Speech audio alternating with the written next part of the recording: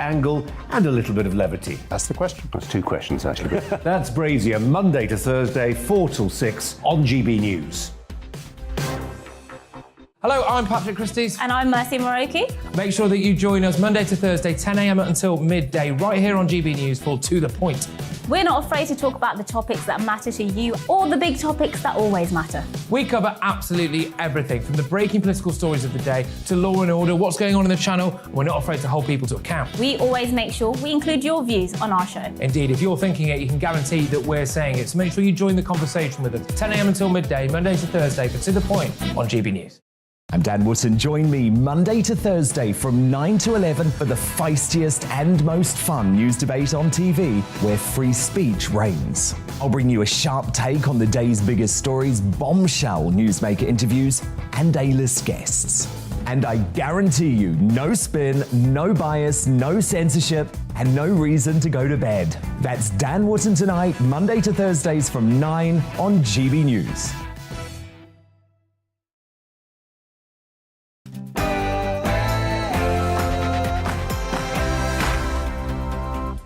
Good morning, everybody. It is 10 o'clock and you're watching To The Point with me, Patrick Christie's, and Mercy Moroki on your TV, radio and online. Yes, it's a special day today. It's the state opening of Parliament and the Queen's speech is set to be delivered, but not by Her Majesty, sadly, who will be absent for the first time in 6 decades. But we'll bring you the latest on all of that. Yes, we will indeed. We also have updates for you on the Rwanda migrant plan as well, and on Keir Starmer. You've rarely ever seen a case of political suicide as blatant as Keir Starmer's, but yes, we're going to enjoy getting stuck into that. GB Views, gbnews.uk. We'll be going to that throughout the show. Yes, that's what you have to look forward to, and more over the next couple of hours. But before that, a quick update on the latest headlines.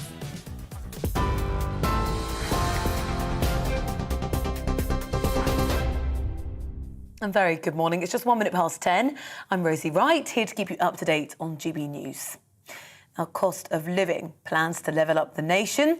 Those are going to be addressed today as the government outlines its priorities for the country in the Queen's speech. Some of the draft bills being proposed include giving tougher sentences for disruptive protesters. People who use tactics like gluing themselves to each other or pavements could face up to a year in prison as part of new government plans. Well, the Policing Minister, Kit Malthouse, told GB News the public order bill will deter protesters, putting other people in danger. We believe that the right to protest is fundamental to our democracy. It's absolutely right that you should be able to go out in the street, make as much noise and shout and scream about the issue. But you must do it in a way that balances everybody else's right to go about their business and certainly doesn't put yourself or police officers in danger, as we have seen at fuel depots over the last few weeks. The address will be slightly different today. The Queen has pulled out of giving the speech following advice from her doctors. Buckingham Palace confirmed that Prince Charles would stand in for Her Majesty, describing the 96-year-old monarch as suffering from mobility issues. That will be the first time in nearly 60 years the Queen won't be attending. We'll be bringing you this speech live here on GB News later this morning. The Labour Party claims to be confident it can prove Sir Keir Starmer did not break lockdown rules last year. Sources say they've compiled WhatsApp chats and videos that show the event in question was a work function. Well, it's been dubbed Beergate. Those present say they were on a break to eat whilst working late on the Hartlepool by-election. In a statement yesterday, Sir Keir said if he was fined by police for the gathering in April last year, he'd do the right thing. In international news now, the key Ukrainian port of Odessa has been bombarded overnight by Russian missile strikes. The country's armed forces say at least one person's been killed and 5 injured when 7 missiles hit the southern port city. That destroyed 5 buildings, including a shopping centre. Well, in his most recent address, President Volodymyr Zelensky says it's the first time the port's been attacked since the Second World War. Without our agriculture, exports in dozens of countries in different parts of the world are already on the brink of food shortages. Politicians are already discussing the possible consequences of the price crisis and famine in African countries and Asian countries. This is a direct consequence of Russian aggression, which can only be overcome together by all Europeans, by the whole free world. It can be overcome by putting pressure on Russia by effectively forcing Russia to stop this shameful war. In Sri Lanka, at least 5 people have died. Around 200 have been injured following protests. Thousands of demonstrators in the capital, Colombo, attacked government figures and set ablaze homes and shops that belong to politicians. Well, the country's facing what's being called the worst economic crisis in their history. The country's Prime Minister has resigned following the clashes. No arrests have been made. An inquiry into the death of a man who was restrained by police in Fife gets underway today. Shekhar Boyer, who's been described as his family as Scotland's George Floyd, he died 7 years ago whilst in police custody. A central part of the inquiry will be deciding whether race played a factor in his death. A long-awaited libel trial involving the wives of two former England football players gets underway today. It's been dubbed Wagatha Christie. The high-profile battle is between Jamie Vardy's wife, Rebecca, and Wayne Rooney's wife, Colleen. Well, Mrs Rooney has accused Miss Vardy of leaking false stories about her private life to the media in October 2019, after she carried out a month-long sting operation. Miss Vardy denies leaking any information to the press. A painting described as a modern Mona Lisa has become the most expensive work by a US artist to go under the hammer. Andy Warhol's iconic image of Marilyn Monroe sold for a record £158 million. Shot sage blue Marilyn was originally described by Warhol as his ultimate depiction of his ultimate muse. You're up to date on GB News. I'll bring you more as it happens. Now, let's head to the point.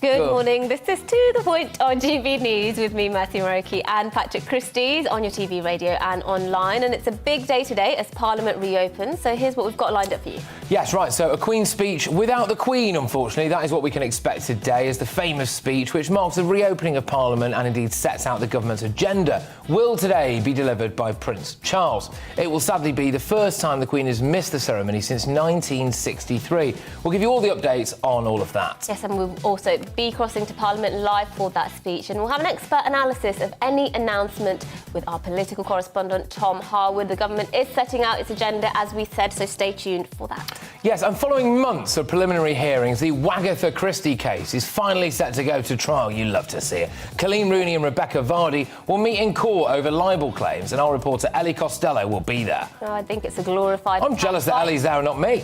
I think it's a glorified catfight. It is, massively, but again, you love to see it. Very expensive one. Well, we have all of that coming up and much more as well across the programme. We're here till midday, and you can get in touch, as usual, with your views, gbviews@gbnews.uk. But first, Patrick gives his views on Emmanuel Macron.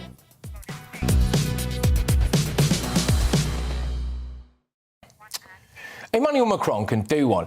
Who on earth does he think he is? He's invited Britain to join a, quote, new European political community. He, without any hint of irony whatsoever, said this new European organisation would allow democratic European nations adhering to our core values to find a new space for political cooperation and security. Well, what values are they? What political cooperation is that? What security? The fact is, he's rattled. He's rattled because Britain left the EU and is better for it. He's rattled because the EU, and therefore France, needs Britain more than we need them. I don't know about you, but I certainly haven't forgotten, and I never will forget, that Macron stole millions of our COVID vaccines. Regardless of what you think about the efficacy of these vaccines, that simply just isn't on. And if he thinks these vaccines work well, which he does, then he deliberately chose, in my opinion, to allow members of the British population to die from COVID. Put simply, I would never be able to shake that man's hand because I don't think there's enough soap in the world that could wash the blood off it. Rejoining any kind of EU community will be like walking back into a building that's already on fire. So, let's take this statement apart piece by piece, shall we, ladies and gents? Shared values. Right, well, the EU doesn't have any values. It's the biggest gaslighting organisation in the world. An unelected commission of political no-hopers on the financial take, masquerading as a democratic union. Have a day off. Political cooperation? Well, didn't we try to cooperate for years during Theresa May's bungled Brexit negotiations? Didn't we try to cooperate regarding illegal immigration in the Channel? He must think we're thick. He must think we all have amnesia. The man needs to give his head a wobble. His country, and indeed the entire European Union, wouldn't exist if it wasn't for us. And he should ask his wife to remind him about that, because she probably remembers both world wars. And again, I certainly haven't forgotten how they treated us with utter disdain for leaving the EU. They said they didn't want us. They treated us like dirt. Well, you know what? They made their bed and they can lie in it. His third point, security. Again, they need us, not the other way around. When the Brussels terror attack happened, they got in touch with our intelligence services to ask what had happened. And we told them, OK? We've sent loads of weapons to Ukraine and, frankly, taken the lead on preventing a Russian invasion of Europe. Germany sent a few helmets. What has France done? Italy, Spain, Greece, Luxembourg, Belgium. The absolute fact of the matter is that there have been two major crises in Europe in recent years: COVID and Russia's invasion of Ukraine. And both times, Britain has done significantly better on its own than all of these EU nations combined. If Macron wants us back, if he really wants us back, then he can beg for it, and we still say no.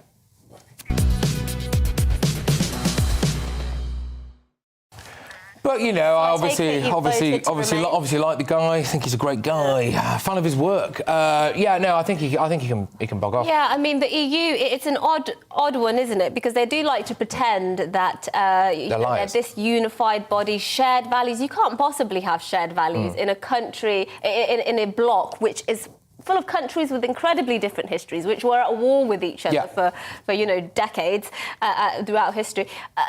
They like to pretend they do, and they like to enforce this liberal shared values idea onto lots of countries. Lots of countries are rejecting it, sadly. We are seeing more conservative There's no values to reject. We're seeing more conservative sentiments. And what always gets me is during the EU referendum, we heard so much about the EU's the beacon of hope for lots of migrants and ethnic minorities. The UK is the one who's the racist one. And lots of Brexiteers were called racist. But I think it's funny, lots of people don't know this. We have more ethnic minority representation, whether it's in Parliament, all our political institutions, than the EU. I think migrants are treated better here than in the EU. And also, the only reason we had lots of ethnic minority members of the European Parliament. So it became less representative when we actually left the EU. So they really do like to talk about how great they are in so many aspects, but it's a bit hypocritical. It's a complete lie. These people are unelected at the top of the EU, right? OK, they're massively on the financial take, in my opinion. And then you look at it and go, what are they actually capable of doing? So the vaccine rollout, well, they had to nick ours, and they were still rubbish at it. France tried to invent its own. It turned out that literally didn't work, regardless of what you think of our ones. And then you go, OK, Russia's invasion of Ukraine. Well, OK, fine. If it was the EU in charge of it, Putin would already have Ukraine and we'd just be dealing with refugees. And that's the way it is. So they are, in my opinion, naff.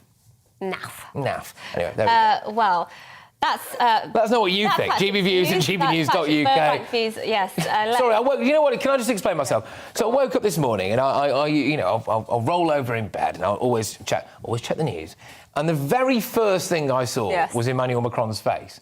And that's why I'm so angry about it. That's why you're so grumpy. It's not a great way to wake up in the morning for some. But now, let's move on to something more domestic. The government's offshore migrant plan with Rwanda has caused significant controversy. But ahead of the Queen's speech and in the wake of people smugglers bragging to clients not to worry about deportation, the Home Office has announced that the first set of illegal migrants will be told this week that they could, in fact, be deported to Rwanda. Could, I think, is the key word there. But anyway, arrivals who cross the Channel will be among those to be notified that they face a one-way trip to the African nation. So officials said the government has the power to detain individuals pending their removal from the UK. Well, joining us now is Kevin Saunders, former Chief Immigration Officer for the UK Border Force at Calais. Kevin, thank you very, very much for joining us. I mean, look, what do you know about what the mood music is like kind of on the other side of the Channel, I suppose? From what I'm hearing, the people smugglers just don't think we're going to send anyone to Rwanda. Yes, I think you're right. The people smugglers are saying it's not going to happen. Don't worry about it. We'll still get you to the UK and you'll be safe. But when Boris made the announcement, we always said that there would be a large number of people coming across because they are worried that we might actually just do something. Look, absolutely, and this is the thing. I mean, realistically, in my opinion, unless we start putting people on planes in a few days, and they're just going to keep coming, aren't they?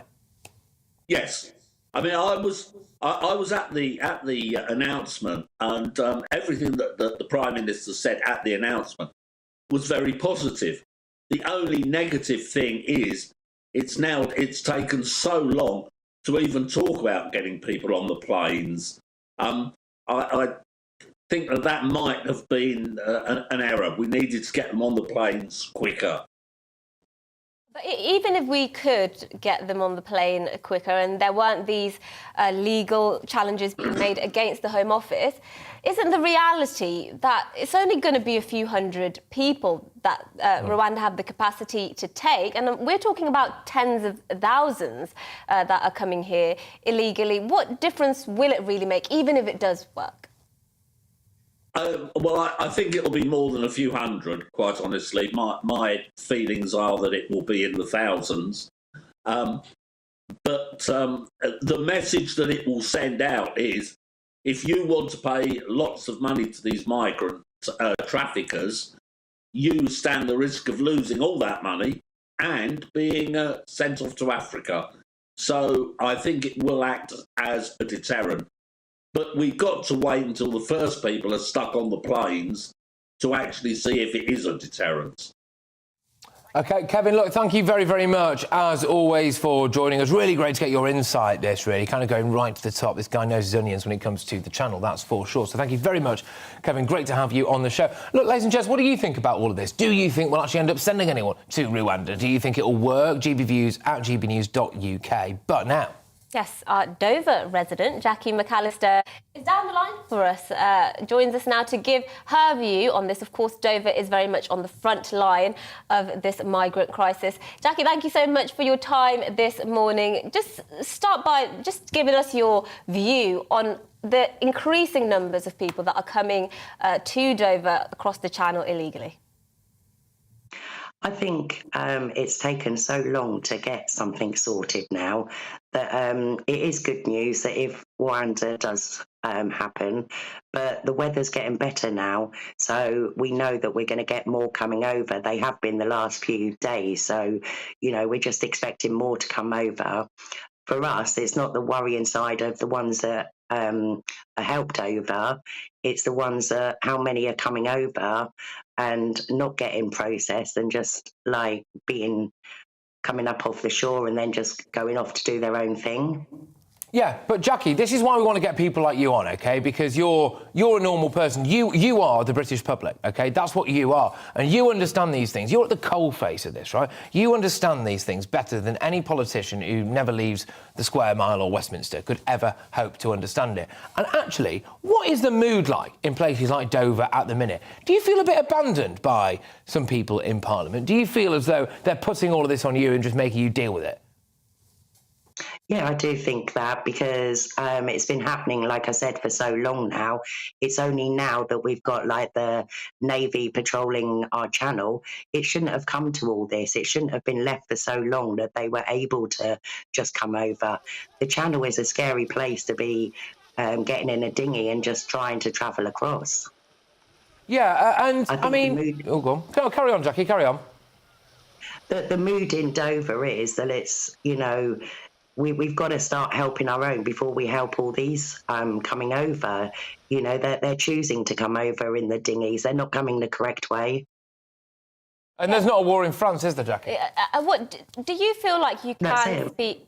Yeah, do you feel like you can speak about these sorts of things openly, Jackie, and express your concerns around this? Because we do know that when people do express concerns about levels of illegal migration, lots of people, mainly on the left, just jump to, well, you must be racist then if you don't want people crossing the channel. Do you feel restricted in how much concern you can express about this issue?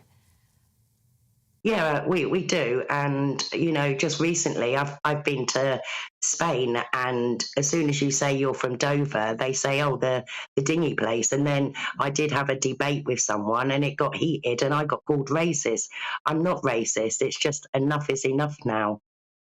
No, and you shouldn't be made, right, to feel racist, OK, for saying that you do not agree with tens of thousands of illegal arrivals into the UK. And I think the irony is as well, Jackie, that you probably share more of the values with, even dare I say it, people on the left of this country than actually some of the people may be coming across. There's no skin off my nose to be able to say that the reality is that from a lot of the countries these people are coming from, and it's through no fault of their own at all, but through a lot of these countries, what do they think about women's rights in a lot of these places? What do they think about gay rights in a lot of these places? You know, the idea that you have to be on the left to be on board with people coming into this country and that they somehow share values with the left is, in my opinion, absolutely mental. But Jackie, thank you very much. You'll have to come back on. Great to have you on the show, and cheers for getting on board with us. That was Jackie McAllister there from Dover.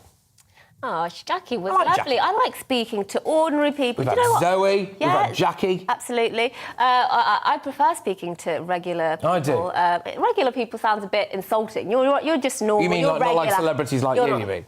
Oh, steady on. But I prefer it over politicians because you actually get the view of somebody who is on the front line of all these things that are happening, whether it's the cost of living, immigration, and politicians just sort of spew out lines they've been practising all day, really. Yeah, exactly. Get real people. Anyway, right, OK, get in touch with us, GBViews, GBnews.uk. And if you want to be a bit like Jackie or a bit like Zoe yesterday, for example, do drop us an email. That email there you can see at the bottom of the screen, gbviews@gbnews.uk. Look, if you did decide to pop your phone number in there, then maybe we'll give you a bell. Get you on. Yes, we will. And it won't be a prank call.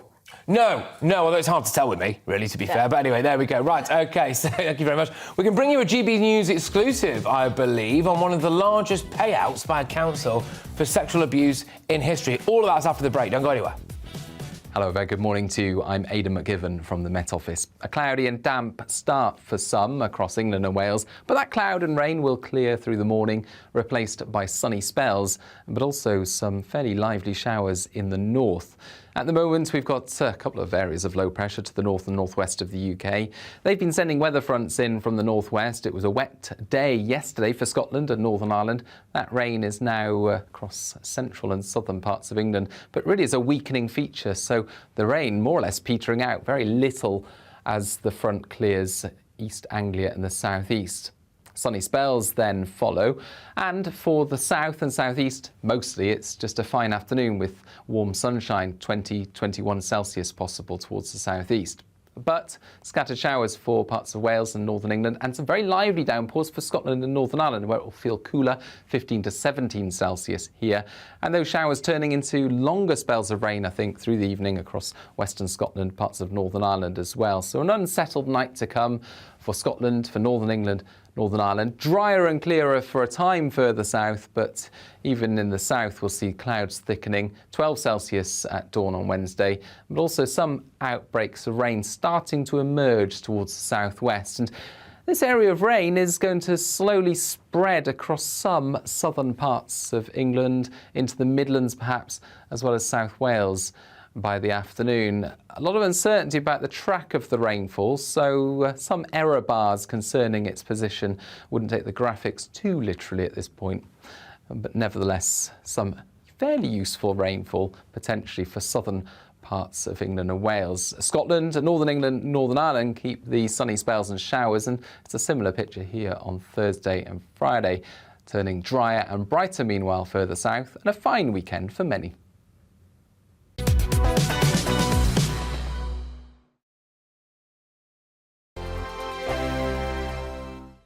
Hello, I'm Michelle Dewberry, and you can join me every weekday 6 till 7 on Jubes and Kerr. Me and my panel will get stuck right into the day's events, and I can tell you, in fact, I can warn you, expect some robust debate, some strong opinions and perspectives from both sides of the fence. It's about you at home as well. I love to read out all of your comments, or at least as many as I can. So join me, Michelle Dewberry, Monday to Friday, 6 till 7 on Jubes and Kerr. On radio, they call it the drive time slot, 4 p.m. until 6 p.m. as listeners head home. It's that part of the schedule when the dust of the day's events begin to clarify, and we try to make sense of it for you. Brazier is drive time for radio and TV. It's fast, it's punchy, it's opinionated, there's a Brazier angle and a little bit of levity. That's the question. That's two questions, actually. That's Brazier, Monday to Thursday, 4 till 6 on GB News. Hello, I'm Patrick Christys. And I'm Mercy Moroki. Make sure that you join us Monday to Thursday, 10 a.m. until midday, right here on GB News for To The Point. We're not afraid to talk about the topics that matter to you or the big topics that always matter. We cover absolutely everything, from the breaking political stories of the day to law and order, what's going on in the channel. We're not afraid to hold people to account. We always make sure we include your views on our show. Indeed, if you're thinking it, you can guarantee that we're saying it. So make sure you join the conversation with us, 10 a.m. until midday, Monday to Thursday, for To The Point on GB News. I'm Dan Wootton. Join me Monday to Thursday from 9 to 11 for the feistiest and most fun news debate on TV, where free speech reigns. I'll bring you a sharp take on the day's biggest stories, bombshell newsmaker interviews, and A-list guests. And I guarantee you, no spin, no bias, no censorship, and no reason to go to bed. That's Dan Wootton tonight, Monday to Thursdays from 9 on GB News.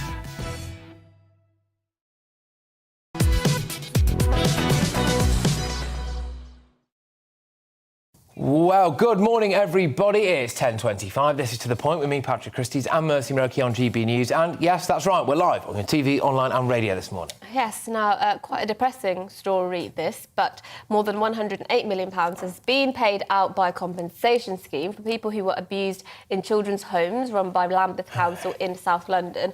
And GB News can exclusively reveal all of this. It's been believed to be one of the largest payouts by council for sexual abuse in UK history. Alice Porter has been speaking to some of the victims, and just a warning, of course, some of you may find her report quite distressing. My house parent said to me, always remember that you're nothing here. Sandra Fearon was at Shirley Oaks for 5 years in the 1960s and was repeatedly sexually abused. He told me to lie on this sort of hospital couch and then he raped me. And I was just screaming and sobbing. The pain was just dreadful. He held me down, and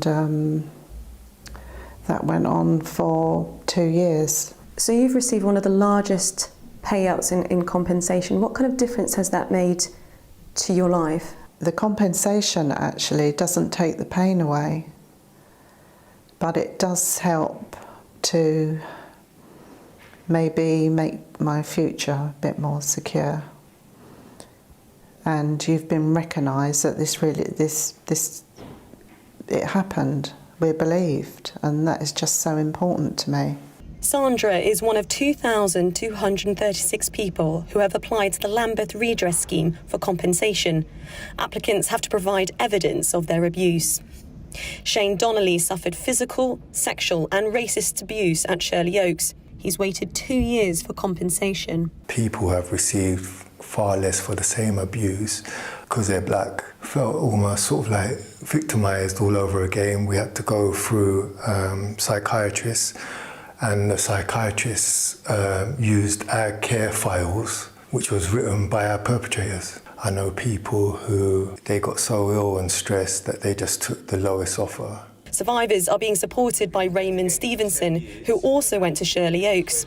He's been gathering evidence from victims for 7 years and campaigned for them to receive compensation. Without the evidence we've collated, there wouldn't be any compensation. It's really just proving people were in the cottage, in the home, that the paedophile was working there, and then getting supporting evidence and other victims who were also abused by the same person. Lambeth Council has apologised for the abuse committed against children at the borough's children's homes.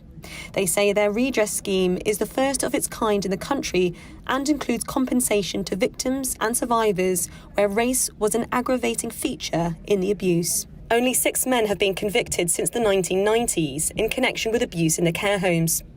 For Shane and Sandra, apologies are not enough. They make a big thing of wanting to change the names of roads because of slavery, but they've discriminated against black survivors who were abused by them as a council. People have got away with it. There's lies up till this day. That's what I'd like to see, a criminal investigation. Alice Porter, GB News. Oh, grief, that's harrowing, isn't it? Yes, indeed. Now, as you will have heard in Alice's report there, Raymond Stevenson led a 2-year investigation into Shirley Oaks and the other Lambeth Council-run children's homes following childhood abuse, and he joins us now live in the studio. Thank you so much for joining us this morning in person. I mean, it's hard to know where to begin with these sorts of stories because they're so harrowing to anybody who listens. Of course, all forms of child abuse are. What do you make of the outcome in this case? Because money can't replace what happened to them, you know, can't make up for what happened to them, but it does go a long way in saying sorry, I suppose. Look, I guess for us, there's two parts of the dice. We have changed people's lives. You know, 108 million pounds in compensation means that the work that we did and the investigation we undertook was justified. But it's tainted with sadness because we know there were so many who Lambeth deliberately denied from being able to apply to the redress scheme. So once again, it was a cost-saving exercise, which is why it failed in the beginning. They had a previous investigation called Operation Middleton, and it failed then, and that was because they were trying to save money, so they were happy to cover up the abuse. It's that word, sorry, it's that exact word, cover up, right? Yeah. And that's the thing that really gets me, because there can be no doubt what happened there, and there's no way that even years later, right, that people weren't aware of what went on, and they still tried to cover it up, didn't they? I think that the cover-up, we always say it's the cover-up that kills. Yeah. And remember, there was 50 people whose estates have received compensation and we fought for, and friends of mine who went on to commit suicide. So the impact of the abuse is not just felt on the victims, their families and their friends and society, because there were a lot of angry people who left Shirley Oaks. So you can imagine how many people were abused, and we think it's nearer 2,000 people who were abused. That means you have 2,000 angry people going into the community, and we represent people who went on to commit some horrific crimes. So we all benefit from resolving the issues and making sure we get to the bottom of it. Yeah, and you're really right, it does affect society because lots of people in the criminal justice system often have a background, whether it's in care or suffering childhood abuse. I just want to ask, you know, what prompted you to carry out this investigation? Because, you know, I can imagine it would have taken a personal toll on you as well. It was very simple. The friendships we forged at Shirley Oaks were unique. Black, white, whatever colour, whether you had a disability, we were all for one and one for all.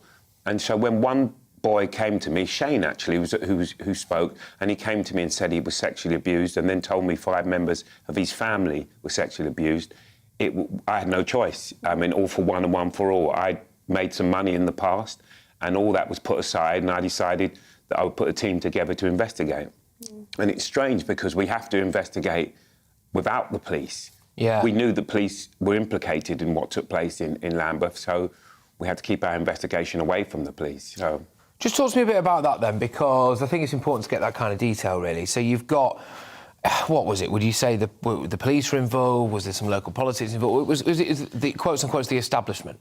When we use the word establishment, we like to define it as people in power. And in Shirley Oaks, there were doctors, politicians, there were priests, and I would say it was a coming together of all these groups what made it unique in Lambeth. And they'd infiltrated Lambeth Council, so they were in senior positions in Lambeth Council, and there were senior police officers. So that meant every time an investigation happened, it was always going to be shelved. So for us, it was investigating the cover-up of the cover-up to be able to get to the truth. And, OK, there's been a bit of money dished out, fair enough, but has there been any accountability for you in all of this? No, there hasn't been any accountability, and that's why we've decided we've shot a documentary. It's called Shirley Hell. And we shot it ourselves, like we did the investigation ourselves, and it's people who've seen the documentary, there's 10 episodes, have said it's the most harrowing thing they've ever seen.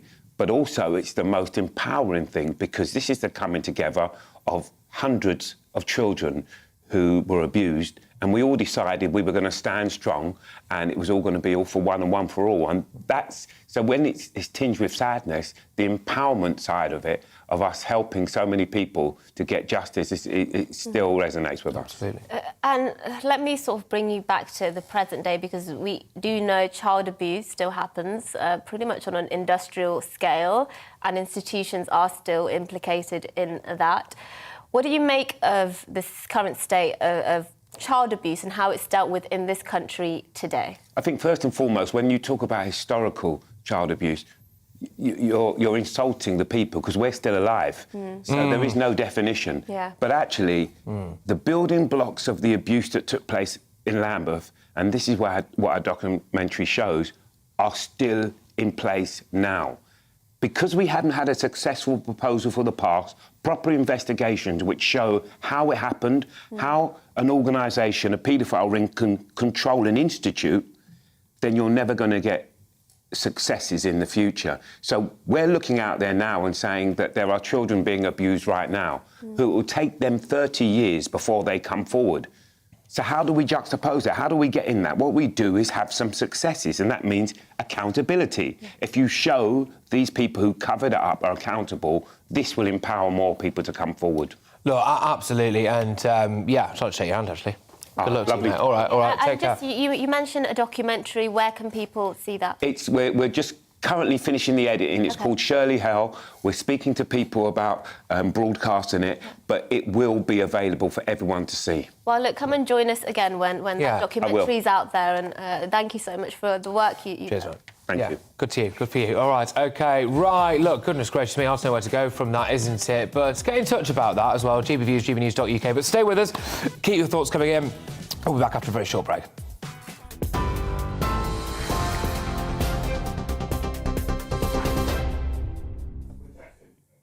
A very good morning. It's 10:35. I'm Rosie Wright, here to keep you up to date on GB News. The cost of living and plans to level up the nation will be among some of the issues addressed by the government as it sets out its priorities for the country in the Queen's speech later this morning. Some of the draft bills being proposed include giving tougher sentences for disruptive protesters, meaning they could face up to a year in prison. The Policing Minister, Kit Mothouse, told GB News the new public order bill will deter protesters from putting other people in danger. We believe that the right to protest is fundamental to our democracy. It's absolutely right that you should be able to go out in the street, make as much noise and shout and scream about the issue. But you must do it in a way that balances everybody else's right to go about their business and certainly doesn't put yourself or police officers in danger, as we have seen at fuel depots over the last few weeks.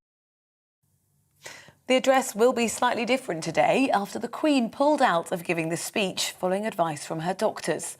Buckingham Palace confirmed late last night that Prince Charles would stand in for Her Majesty. It's the first time in nearly 60 years the Queen won't be attending. We'll bring you the address live here this morning on GB News. The United Nations is warning the number of civilians killed in Ukraine is thousands higher than the official toll of 3,381 people. It's after the port city of Odessa was bombarded overnight by Russian missile strikes. The country's armed forces say at least one person has been killed and 5 injured when 7 missiles hit the southern port city, destroying 5 buildings, including a shopping centre. A long-awaited libel trial involving the wives of 2 former England football players gets underway today. Dubbed Wagatha Christie, the high-profile battle is between Jamie Vardy's wife Rebecca and Wayne Rooney's wife Colleen. Well, Mrs Rooney accused Mrs Vardy of leaking false stories about her to the media. That is something Mrs Vardy denies. A painting described as a modern Mona Lisa has become the most expensive work by a US artist sold under auction. Andy Warhol's iconic image of Marilyn Monroe went under the hammer for a record £158 million. It's called Shot Sage Blue Marilyn. It was originally described by the artist as his ultimate depiction of his ultimate muse. You're up to date on GB News. We're on your TV, online and DAB Plus radio. Shortly, we'll be back to the point.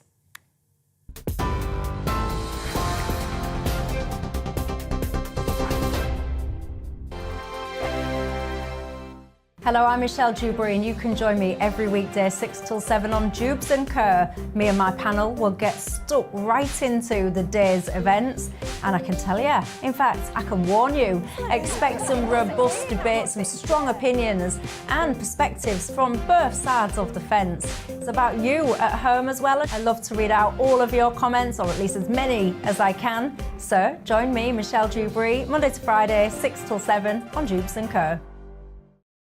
On radio, they call it the drive time slot, 4 p.m. until 6 p.m.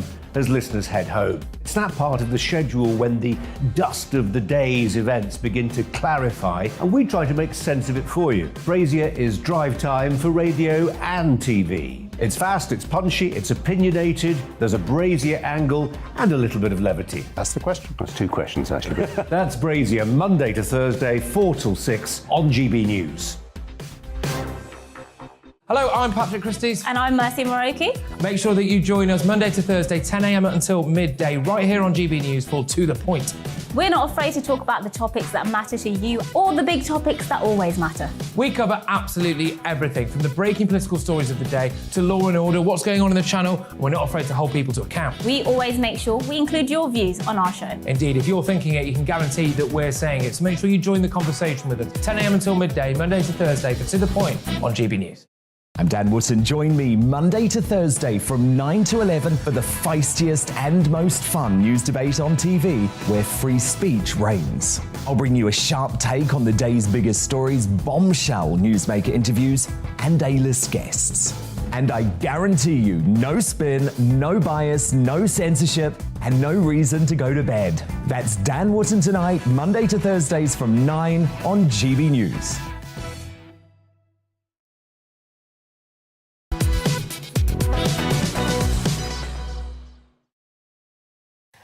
A very good morning. It's 10:40 and this is To The Point with me, Mercy Moroki and Patrick Christie's on GB News. We're live on your TV, online and radio. We are indeed. Now, Buckingham Palace confirmed last night that the Queen would not be attending the state opening of Parliament today. This is for the first time in almost 60 years, bless her, due to episodic mobility problems. Well, we all know what's going on, don't we? But instead, Prince Charles and Prince William have jointly been given the authority to open Parliament on her behalf, with the Prince of Wales delivering this speech that lays out the government's legislative agenda. Yes, well, in total, 38 bills will be unveiled today, with the Prime Minister vowing to strive day and night to level up Britain. We've heard that one before, but we are joined live by our political correspondent, Tom Harwood in Westminster, and our royal reporter Cameron Walker, who is in Windsor. We thought we'd treat you today for the price of one.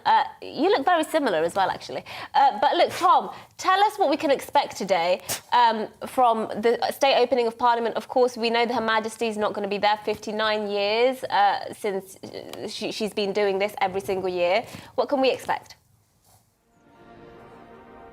Yes, it's extraordinary. The last time Her Majesty the Queen missed the state opening of Parliament was at the time of Harold Macmillan back in 1963. But it's been quite some time since then, and obviously Her Majesty has not got as much mobility now as she did many years ago. But it's interesting. This is, of course, a day not just about pageantry, but also about politics, and looking forward to what the government is going to be doing over the next legislative session. 38 bills in this Queen's speech. These are different pieces of legislation that the government will be putting forward, hoping to become law, setting out really the defining mission of this government in many different areas. So we'll be listening very closely to what Prince Charles will be saying in terms of what the specific bills will be. We've had a lot of hints, we've had a lot of rumour, and of course the government has been saying that it wants to deliver its manifesto in full. So just what will those bills be in particular, and what will they say? Well, we don't have that long to wait. Indeed, and we, of course, will be bringing our viewers and listeners that live as it's happening. Cameron, let's turn to you. We've heard this phrase, episodic mobility issues. Can you just explain what that means exactly? Yeah, it's a bit of a mouthful, isn't it, Mercy? Episodic mobility problems is what Buckingham Palace has told us why Her Majesty is not attending today. I think to you and I, that probably means that some days with her health are better than others. But as we know, Prince Charles, for the first time, is going to be taking Her Majesty's place and will be reading the speech on her behalf. It's a continuation of the health issues, actually, Her Majesty has experienced since the autumn. She's only missed it twice in her long reign, and that was when she was pregnant with Prince Andrew in 1959 and as Tom was saying earlier, Prince Edward in 1963. Both times then it was read by the Lord Chancellor, actually, but because new letters patents have been authorised by Her Majesty, Prince Charles and Prince William, as councillors of state, have the power to jointly open a new parliamentary session. But the Queen has a busy diary still, so she's definitely not too ill. She had a call with Australia yesterday. She's got a Privy Council meeting tomorrow and a phone call with the Prime Minister. But there are questions inevitably about Her Majesty's health, especially with Prince Charles reading the speech. Perhaps it's a look into the future of what the future of the monarchy might well look like. Yeah, no, absolutely. And I think it's a really sad time, isn't it, really? Because I think, bless her, you know, she obviously, well, I mean, obviously it depends on exactly how unwell she is or mobility issues, whatever. But we were having a quick chat yesterday, weren't we, about the idea for me, I wouldn't mind, I've got no issues seeing the Queen in a wheelchair or you know, on a little royal mobility scheme. Yeah, I don't think it's a case of an issue necessarily. Maybe she doesn't want to. Cameron, what's your view on that? Because there has been that back and forth in the public discourse at the moment about, well, maybe we can just get used to seeing the Queen in a wheelchair or with a walking stick or something. I mean, we don't know, we don't have any confirmation as to why she's deciding not to attend these events. I think perhaps maybe for someone of her generation, she's 96 years old, she doesn't want necessarily to be seen using a walking stick that often or indeed a wheelchair. We understand that concessions were made for if she did choose to attend today, for example, there would be a wheelchair-friendly route to the House of Lords, but that, of course, is not happening. But Her Majesty is still the Queen. She's still head of state, head of the armed forces, and a Supreme Governor of the Church of England. So I don't think she's giving up all of her duties just yet. Not, and nor should she. Tom, I'm going to throw it back over to you. Apparently we're expecting the arrival of Prince Charles relatively soon. You're right on the scene for us. Quite a lot of pomp and ceremony going on. What can you see apart from scaffolding?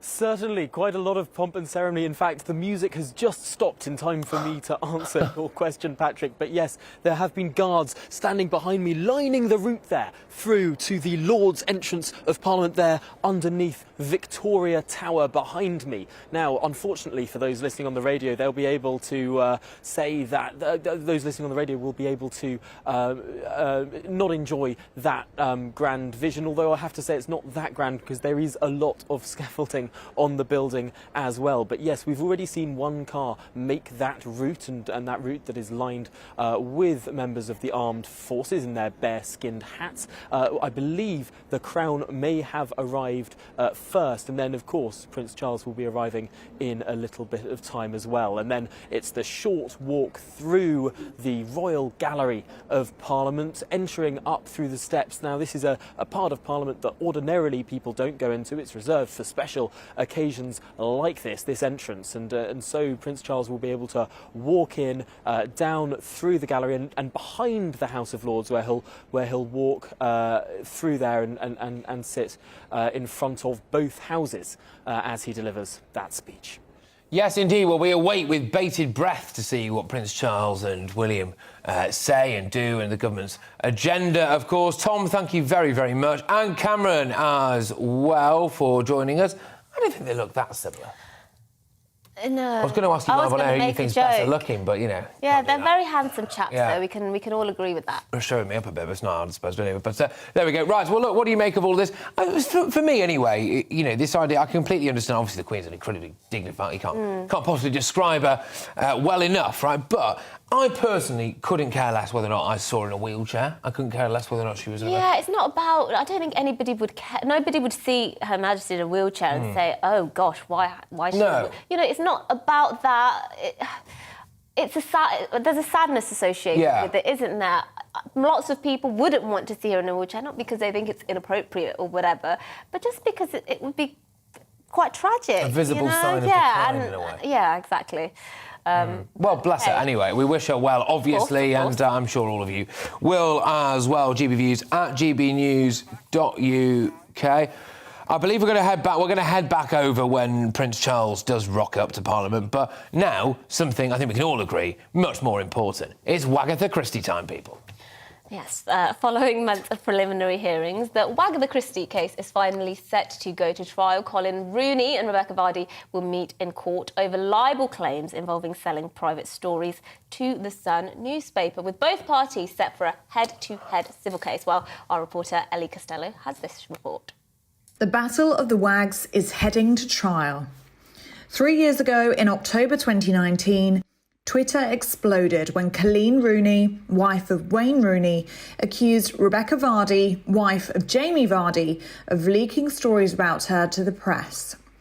In order to catch the culprit, Colleen Rooney said she made up 3 stories and shared them to her personal Instagram story. One was about travelling to Mexico to find out about gender selection. One was about making return to TV, and another was about her basement flooding. All of these stories were shared with the Sun newspaper.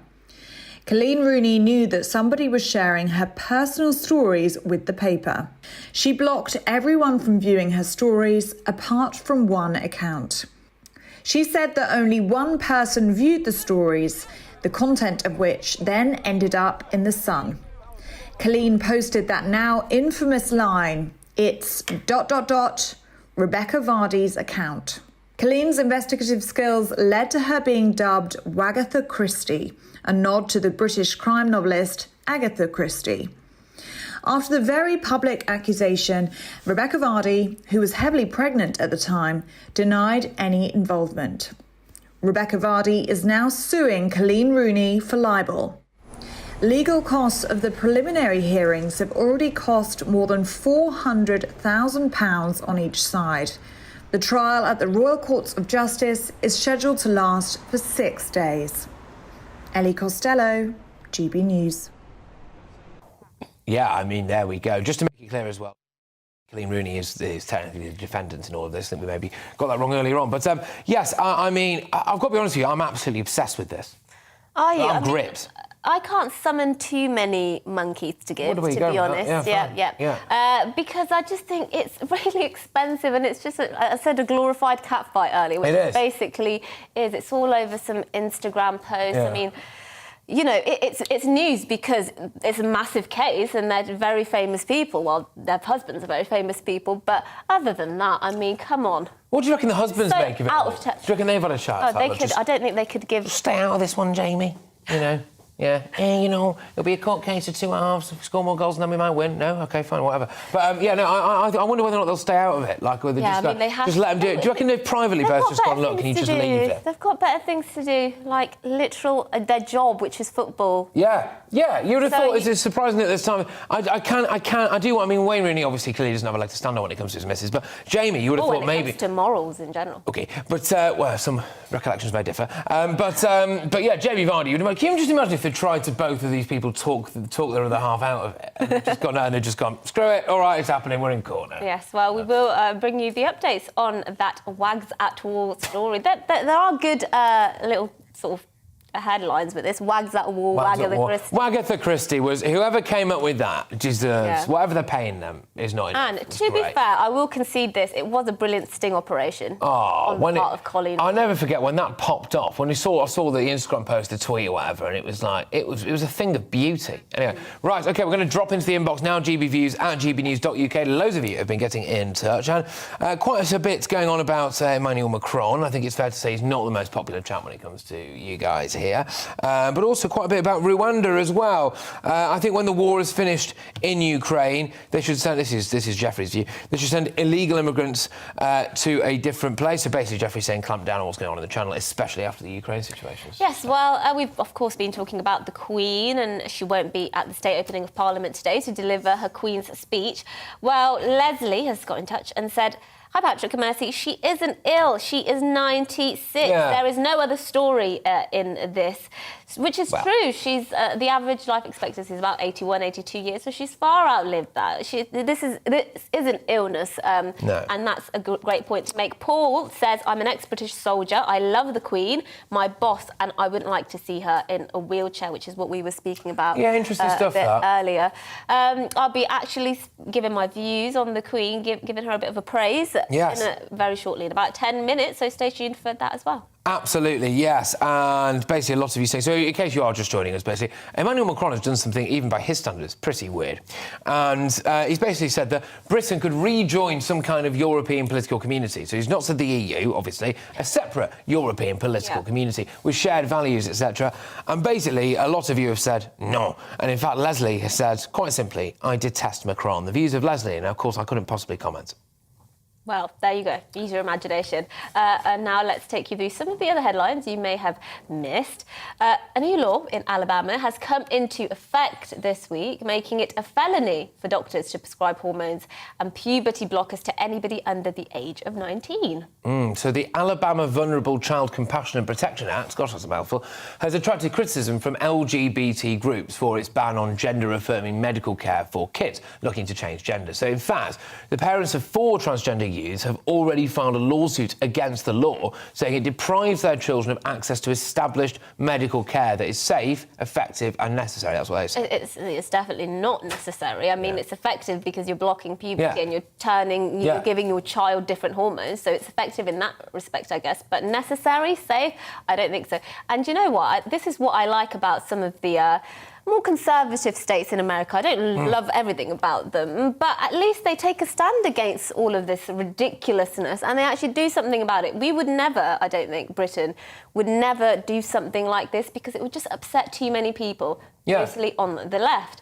And I long for a politician who takes brave decisions like this. Common sense stuff. Yeah, and says, actually, let's not kind of butcher children and give them hormones. Yeah, exactly. Yeah. But it's also like, look, I stand by this. I think a lot of politicians advocate for stuff that they absolutely wouldn't be happy with their own kids doing, right? And so they stand there, they grandstand, and they go, oh, we have to be able to do this, that and the other, but they wouldn't have it themselves. Anyway, an about turn now, people, because I'm just having it very quite loudly shouted at me to say that Prince Charles, I think, is arriving at the Palace of Westminster. Is that right? So there we go. If you're listening on radio, basically, there's some rather fancy cars arriving outside Westminster. This is a state opening of Parliament. Unfortunately, for the first time in 59 years, of course, the Queen is not going to be in attendance. However, Prince Charles, and I believe William as well, will be there. And I'm looking at something very shiny and gold at the moment, which I can only assume is the bit that they bang on the door and open Parliament with. Well, we've got Tom Harwood, our political correspondent, I believe, who is in Westminster. Do we still have them? And our royal reporter as well, Cameron Walker. Yeah. Tom, Patrick just called it a shiny gold. Big shiny gold thing. Just give us, well, let's go to you, Cameron, actually. Tell us what that big shiny gold thing, as Patrick calls it, is. You know what, Patrick, I wish you had a slightly better description of it, because I'm standing here, I can see these cars rolling in. I can't see through the windows of the cars from where I'm standing, so I'm going to have to assume it could well be the mace, which of course is a very big, shiny thing that is the presence of royalty in Parliament. It allows Parliament to sit. I don't think it will be what you were describing there was the black rod. Now, that's a much shorter, smaller thing that an individual called Black Rod holds to bang on the door in that big ceremony that we have come to know so well. There are so many ceremonial aspects of what is going on today, of course. The ceremonial slamming of the doors in the face of the representative of the sovereign. That demonstrates to everyone the supremacy of Parliament, the fact that Parliament has to invite in the sovereign or the representative of the sovereign, that they are in effect independent from the crown. Of course, the last time that a monarch stormed into the House of Commons, that monarch arrested a number of MPs. We don't want to see that happening again. So no, that's why that ritual takes place. And then Black Rod invites members of Parliament to walk through into the House of Lords, and you'll see they'll walk down in pairs, walking in 2 by 2, the Leader of the Opposition and the Prime Minister walking next to each other. That'll be an interesting thing to watch, of course, because famously frosty relationships between Boris Johnson and Keir Starmer, especially now. Will they crack a joke to one another? Who knows? Or will they walk in stony silence, as the former Leader of the Opposition did with Theresa May? Well, it'll be an interesting one to watch. So they'll all walk through in 2 by 2 from the House of Commons across through Central Lobby and into the House of Lords, where they'll all shuffle in like penguins and be shoulder to shoulder as they listen to that speech. So yes, there's lots of ceremony and lots of pageantry. So I'm going to assume the big shiny thing was the mace. But do you know what? I'm a few meters back. So we have seen the cars head in. We've seen the grand lineup of those members of the armed forces there in their bearskin hats as the car has driven past them. But Patrick, I'm afraid you're going to have to give me a slightly more intricate description of the gold shiny thing. Tom, fantastic stuff. You did remarkably well, given my description and also the fact you couldn't see the gold shiny thing. So well done, mate. Tom Harwood there. We'll be going to, throughout the show, of course, very, very important day, this, the ceremonial state opening of Parliament. I've actually come dressed as the gold As the big gold shiny thing, yeah. Today. Yeah, exactly. Equally important, of course. But anyway, there we go. Right, OK, look, so thank you very much, Tom, of course. Thank you as well to everyone at home for getting in touch with us. GBViews at gbnews.uk. We're going to be returning to that, of course, the Queen not in attendance in Parliament today. Prince Charles and William there, apparently, on her behalf. But keep these views coming in, gbviews at gbnews.uk. We will be back very, very shortly. Don't go anywhere.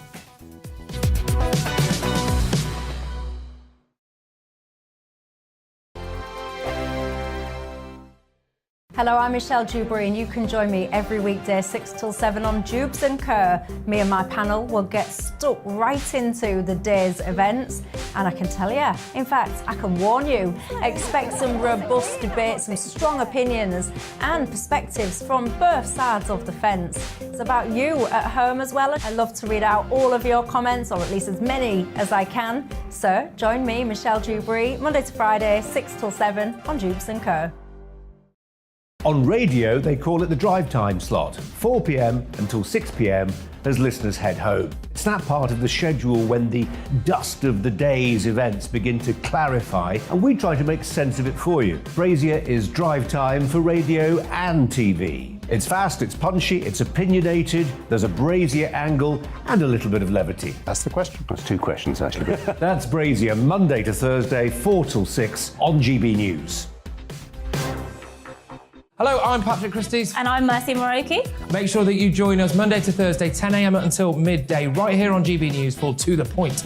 We're not afraid to talk about the topics that matter to you or the big topics that always matter. We cover absolutely everything, from the breaking political stories of the day to law and order, what's going on in the channel. We're not afraid to hold people to account. We always make sure we include your views on our show. Indeed, if you're thinking it, you can guarantee that we're saying it. So make sure you join the conversation with us, 10 a.m. until midday, Monday to Thursday for To The Point on GB News. I'm Dan Wootton. Join me Monday to Thursday from 9 to 11 for the feistiest and most fun news debate on TV, where free speech reigns. I'll bring you a sharp take on the day's biggest stories, bombshell newsmaker interviews, and A-list guests. And I guarantee you, no spin, no bias, no censorship, and no reason to go to bed. That's Dan Wootton tonight, Monday to Thursdays from 9 on GB News.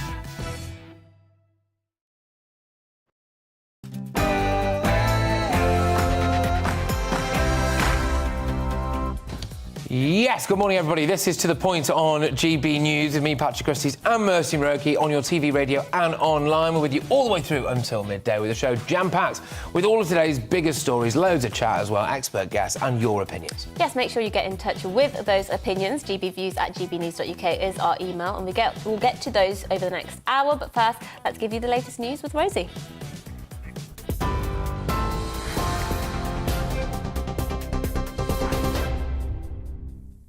A very good morning. It's just coming up to 2 minutes past 11.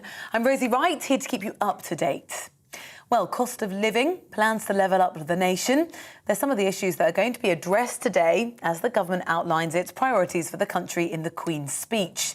Some of the draft bills being proposed include giving tougher sentences for disruptive protesters.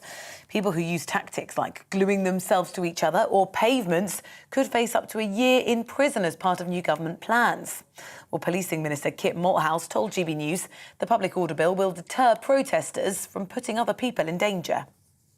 We believe that the right to protest is fundamental to our democracy. It's absolutely right that you should be able to go out in the street, make as much noise and shout and scream about the issue. But you must do it in a way that balances everybody else's right to go about their business and certainly doesn't put yourself or police officers in danger, as we have seen at fuel depots over the last few weeks. Well, the address will be slightly different today. The Queen has pulled out of giving the speech. We can find out more. Our royal reporter Cameron Walker is in Windsor for us this morning. Cameron, are you there? It's going to be the first time, Cameron, in nearly 60 years that the Queen won't be giving the address. Why? What have the palace had to say? Well, in a statement late last night, Rosie, we know that the Queen has chosen Prince Charles for the first time to read the speech on her behalf, and that is due to what the palace call episodic mobility problems. Now, to you or I think that means she perhaps has good days and bad days with her health. Now, Prince Charles and Prince William will act as councillors of state and will jointly open the new parliamentary session. And perhaps this is a look into the future of what the monarchy will look like in the years to come. But for now, I think palace aides are very much focusing on the Platinum Jubilee celebrations, which are in just a few weeks' time. Cameron, thank you very much, live for us there in Windsor. Of course, as soon as that address starts, we'll bring it to you here on GB News.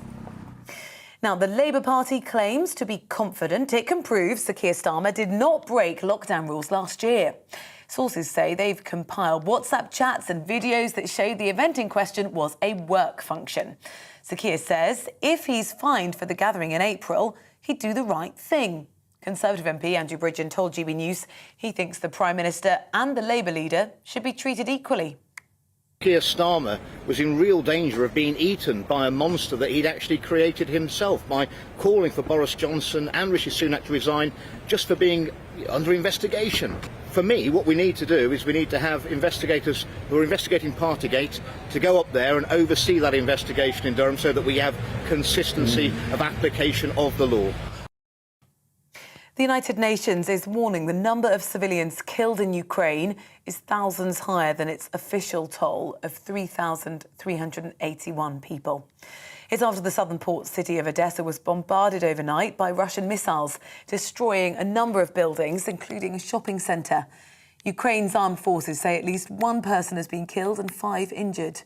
In an address overnight, Ukraine's president says that's the first time the port's been attacked since the Second World War.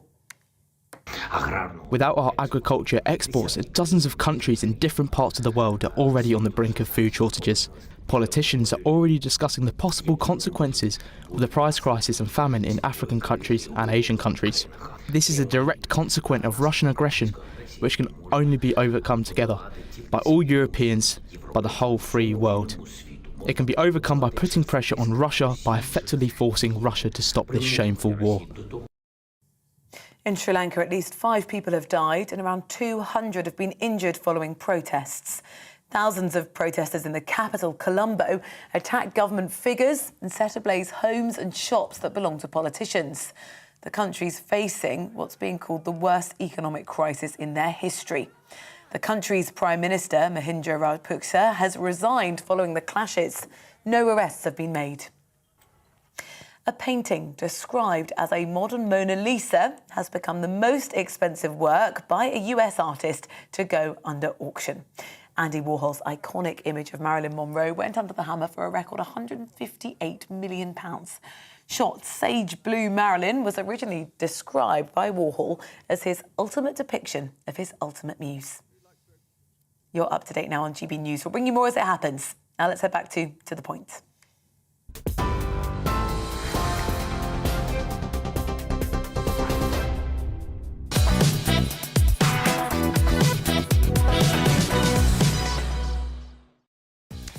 A very good morning. It's 11:06 and this is To The Point on GB News with me, Mercy Moroki, and Patrick Christie's. A special final hour for you, so here's what's coming up. Right, OK, so we'll be going live to Parliament where Prince Charles is delivering the Queen's speech in place of his mother, Her Majesty Queen Elizabeth.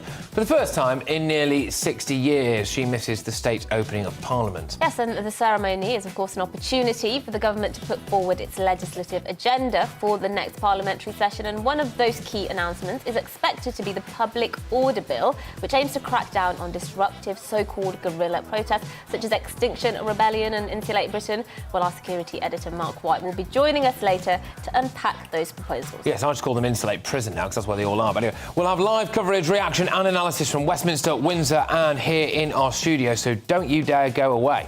Yes, that's all coming up and much more as well across the programme. And get in touch with your views, gbviews@gbnews.uk. We'll get to as many as we can. We will, but first, Mercy, very appropriately, gives her views on Her Majesty the Queen.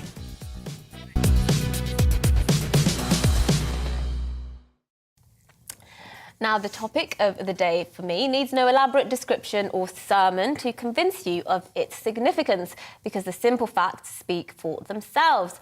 35,083 days in the making, 25,661 days on the throne, a world war, 14 prime ministers, 4 children, 8 grandchildren, 12 great-grandchildren, and a personal favourite, the only person in the country who doesn't need a driving licence to drive, which, as somebody who failed my driving test several times, is a privilege I would have particularly enjoyed.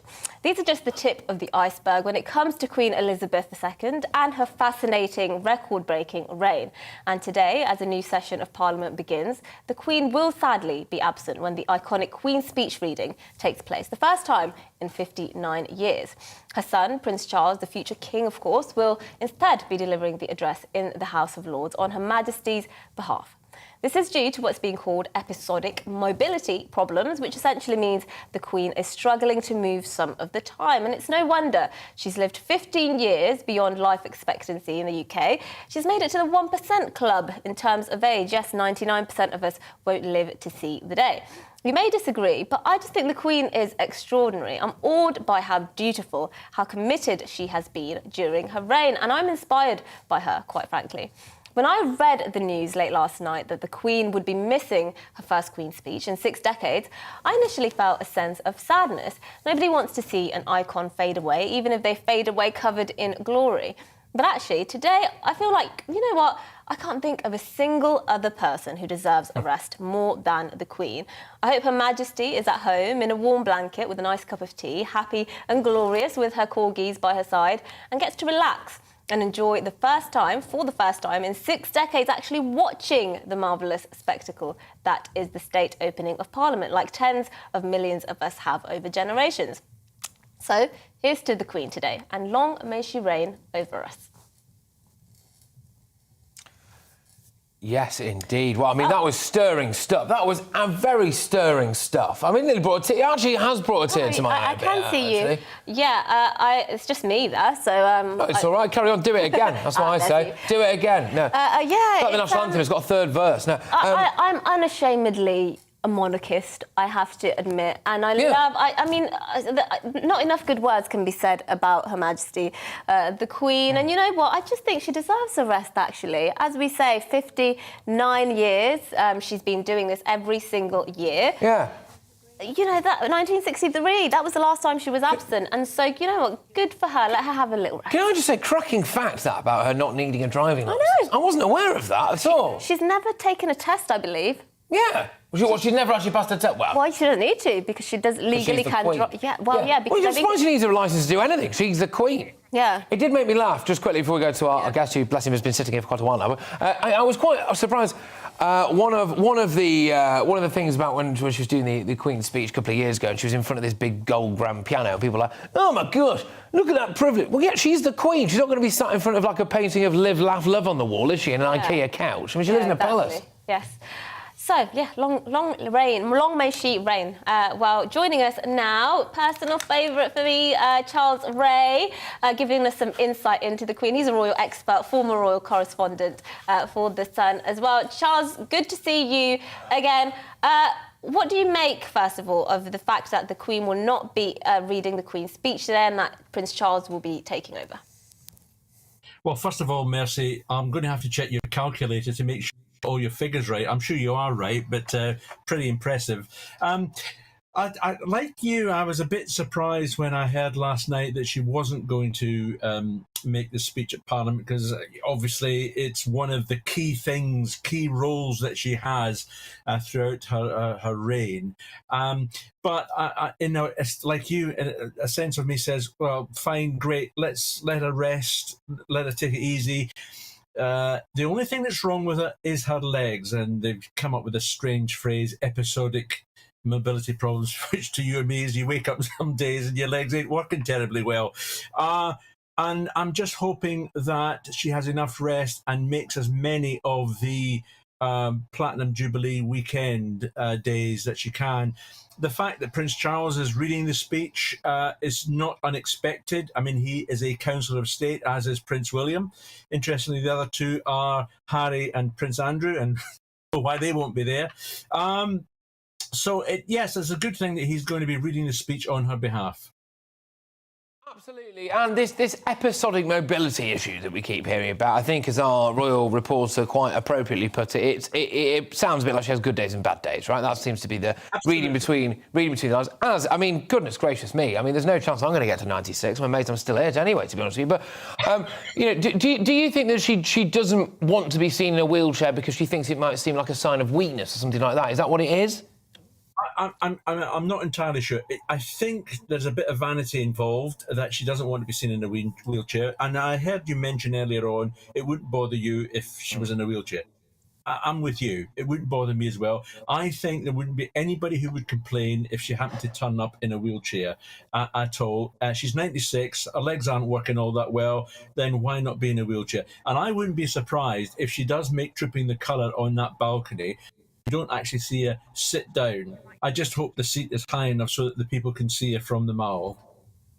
OK, all right, and I believe what we are seeing now, if you are listening to us on radio, of course, I'll tell you about what we were seeing, was, I believe, was Prince Charles's arrival, I think, at the House of Commons at Parliament, obviously, for the state opening. Yes, Charles, thank you so much, Charles Ray. Thank you for joining us. Oh, gosh. What? Charles Ray, yeah, that is right. Sorry, I've lost my mind. I thought I confused you with Prince Charles for a second. I had a You can, by all means, please do. Yeah. Well, Charles, thank you so much for joining us and talking about Prince Charles and the Queen, of course. Thank you for joining us. Now we're joined in the studio by Ray Padel-Mancu, who's a royal broadcaster and commentator. Thank you for joining us.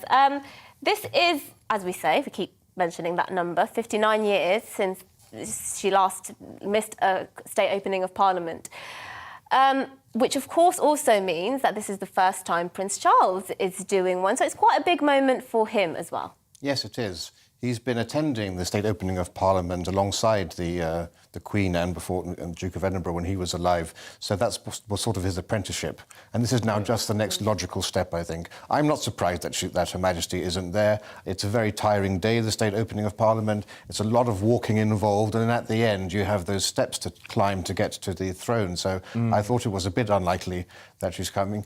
And, of course, this is a nice apprenticeship also for Prince William, who will now be fulfilling the role that Charles did by sitting next to the Queen, listening to his father speak. Yeah. We're currently awaiting the arrival of Prince Charles there. Just talk to us a bit about the pictures we're seeing now for our radio viewers. We're looking at the pictures of the House of Lords and how the ceremony takes place. A lot of people do think it's all just pomp and circumstance, but what's the significance of it all?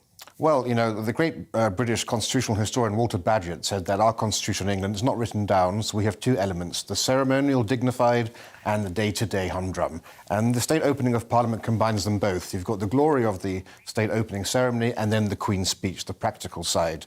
And it's the only time in our constitution that we have all three elements of Parliament together. You've got the Crown, you've got the House of Lords, and you've got the Commons. And the state opening ceremony really is the living embodiment of our constitution, because you can see through the various traditions there, the slamming of the door, the taking of an MP hostage, all the different stages that got us to a point where we have a limited monarchy and a parliamentary democracy. Yeah, and it's something very quintessentially British as well. Pomp and ceremony is something we do quite well. Pageantry is something that I think we do rather well. Now, Rafe, you're going to be joining us, I believe, for the rest of the show, I think, which is great stuff. Thank you very much. I don't know whether or not you were aware of that, but it's happening. So there we are. Rafe Padel-Mancu there, royal broadcaster and commentator and now presenter's friend for the rest of the day, which is going to be great stuff. We'll, of course, be going to Westminster throughout the show. Big day, this state opening of Parliament. Prince Charles will read the Queen's speech on the monarch's behalf, bless her. But first, it's the weather. Hello again, I'm Aidan McGivern from the Met Office. The weather front that brought wet weather to Scotland and Northern Ireland yesterday is now clearing the southeast. Sunny spells replaces it, but there'll be further showers, especially for northern parts of the UK, with low pressure close to the north of Scotland. And a weather front later will bring some more persistent rain to western Scotland. But for the time being, this initial weather front is clearing East Anglia in the southeast. A much weaker affair compared to the wet weather that it brought yesterday. Really, it's just an area of low cloud as it pushes through the southeast and a few light outbreaks of rain. Clearing by mid-afternoon, sunny spells then for many, a bit blustery, especially for northern parts of the UK, a cool breeze. Still some warmth in the south, but showers will keep going for northern England, for parts of Wales, Scotland and Northern Ireland, some heavy downpours, and more persistent rain coming along for western and northern Scotland, for parts of Northern Ireland during the night time. Further south, the cloud builds and some rain arrives into Wales and the southwest by dawn. Mild here, 11 or 12 Celsius, 8 or 9 for parts of Scotland and Northern Ireland. And it's a bright start for Scotland, Northern Ireland, parts of Northern England as well, seeing a few breaks in the cloud, but further showers coming along for the northern half of the UK. Meanwhile, wet weather extends across much of the southern half of the UK, especially the Midlands into South and East Wales, as well as the southwest. Feeling cool as that rain sets in. Quite an unpleasant day, but the rain useful for gardens and farms, I'm sure. However, the southeast avoiding most of the rain until much later. Feeling warm here, 20 or 21 Celsius ahead of the rain, and then that rain pushes into the southeast during Wednesday evening, eventually clearing overnight. Clear spells follow elsewhere, and then Thursday, Friday, both quite similar days with a lot of cloud in the north and some showery rain, drier further south, and then most places fine this weekend.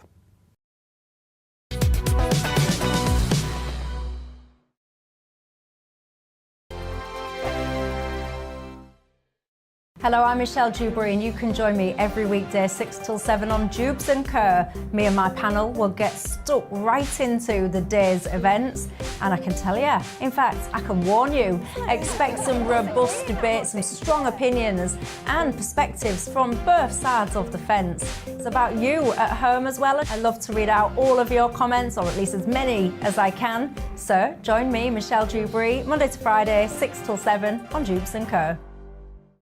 On radio, they call it the drive time slot, 4 p.m. until 6 p.m. as listeners head home. It's that part of the schedule when the dust of the day's events begin to clarify, and we try to make sense of it for you. Brazier is drive time for radio and TV. It's fast, it's punchy, it's opinionated, there's a Brazier angle and a little bit of levity. That's the question. That's two questions, actually. That's Brazier, Monday to Thursday, 4 till 6 on GB News. Hello, I'm Patrick Christys. And I'm Mercy Moroki. Make sure that you join us Monday to Thursday, 10 a.m. until midday, right here on GB News for To The Point. We're not afraid to talk about the topics that matter to you, or the big topics that always matter. We cover absolutely everything, from the breaking political stories of the day to law and order, what's going on in the channel. We're not afraid to hold people to account. We always make sure we include your views on our show. Indeed, if you're thinking it, you can guarantee that we're saying it. So make sure you join the conversation with us, 10 a.m. until midday, Monday to Thursday, for To The Point on GB News. I'm Dan Wootton. Join me Monday to Thursday from 9 to 11 for the feistiest and most fun news debate on TV, where free speech reigns. I'll bring you a sharp take on the day's biggest stories, bombshell newsmaker interviews, and A-list guests. And I guarantee you, no spin, no bias, no censorship, and no reason to go to bed. That's Dan Wootton tonight, Monday to Thursdays from 9 on GB News. Where would you like to go? Just take me to the studio, please, mate. You know where you're going. I've got a show to do. Friday Night Feast on GB News, 7 p.m. And it's like nothing you've ever seen before. We take a different angle on the week's biggest news stories. The viewers and listeners set me some absolutely mad challenges to do. We tried to rehome a rescue dog. And yes, there's some other wacky stuff in there as well. I feel like I could take on the world. Well, that's that. Friday Night Feast with me, Patrick Christys, every Friday, 7 till 9 p.m. on GB News. Be there.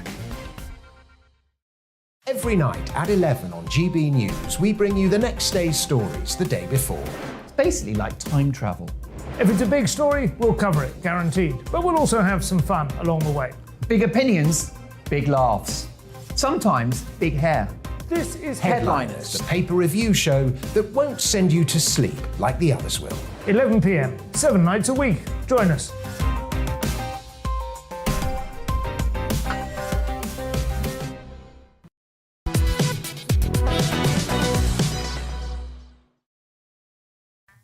Good morning, it's 11:22. This is To The Point with me, Mercy Moroki, and Patrick Christys on GB News, live on your TV, online and radio. Right, OK, so the Queen's speech is set to start in around 10 minutes or so, and it'll be Prince Charles, actually, addressing Parliament. Buckingham Palace announced this yesterday. Of course, she won't be there for the first time in 59 years. It will indeed be Prince Charles, as I've said, doing all of the reading. But joining us in Westminster now to go through the detail of the speech is our political correspondent, the one and only Tom Harwood. Royalty himself, in a way. Tom, what's going to happen?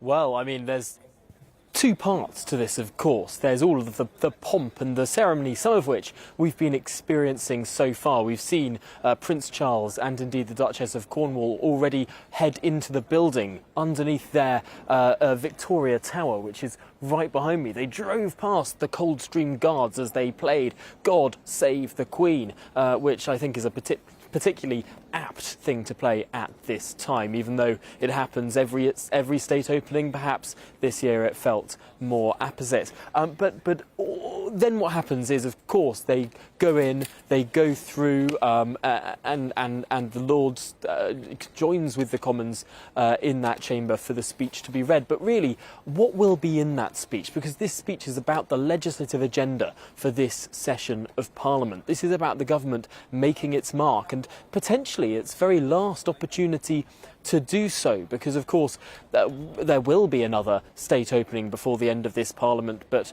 ordinarily the final state opening before an election, you're not going to do any sort of huge, substantive, tricky pieces of legislation in that final year of government. In many years, that final year of government is all about running up towards an election. So this is potentially the last mid-term Queen's speech that we will get, the last chance that this government will have to propose meaty legislation, to put through a substantive agenda, one that may last for years to come. That's what today will be all about, this historic mission of this government to deliver what they call levelling up, something that's fairly poorly understood across the country. It's a term that not many people know how to define. Well, this government will finally have its chance to define it now, and what it will mean for communities up and down the country. Elsewhere in the Queen's speech, we're expecting to see Brexit freedoms being taken advantage of, hopefully in terms of delivering a stronger and more dynamic economy, potentially a less regulated economy,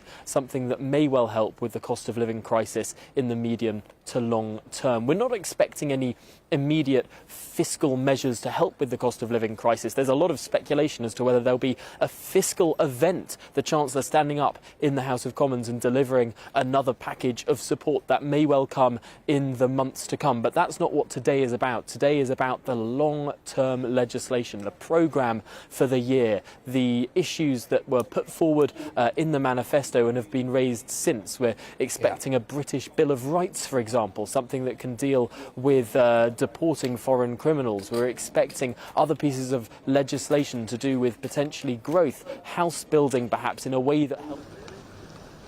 Oh, that's a shame. Right, OK. Well, look, obviously there, Tom, unfortunately, has been cut short by essentially the Queen's speech, but not quite there. We're going to bring back in our very own Royal Rafe. There you are. How are you, man? You good? Very good. Good stuff. Right, OK, so really symbolic day, this, isn't it?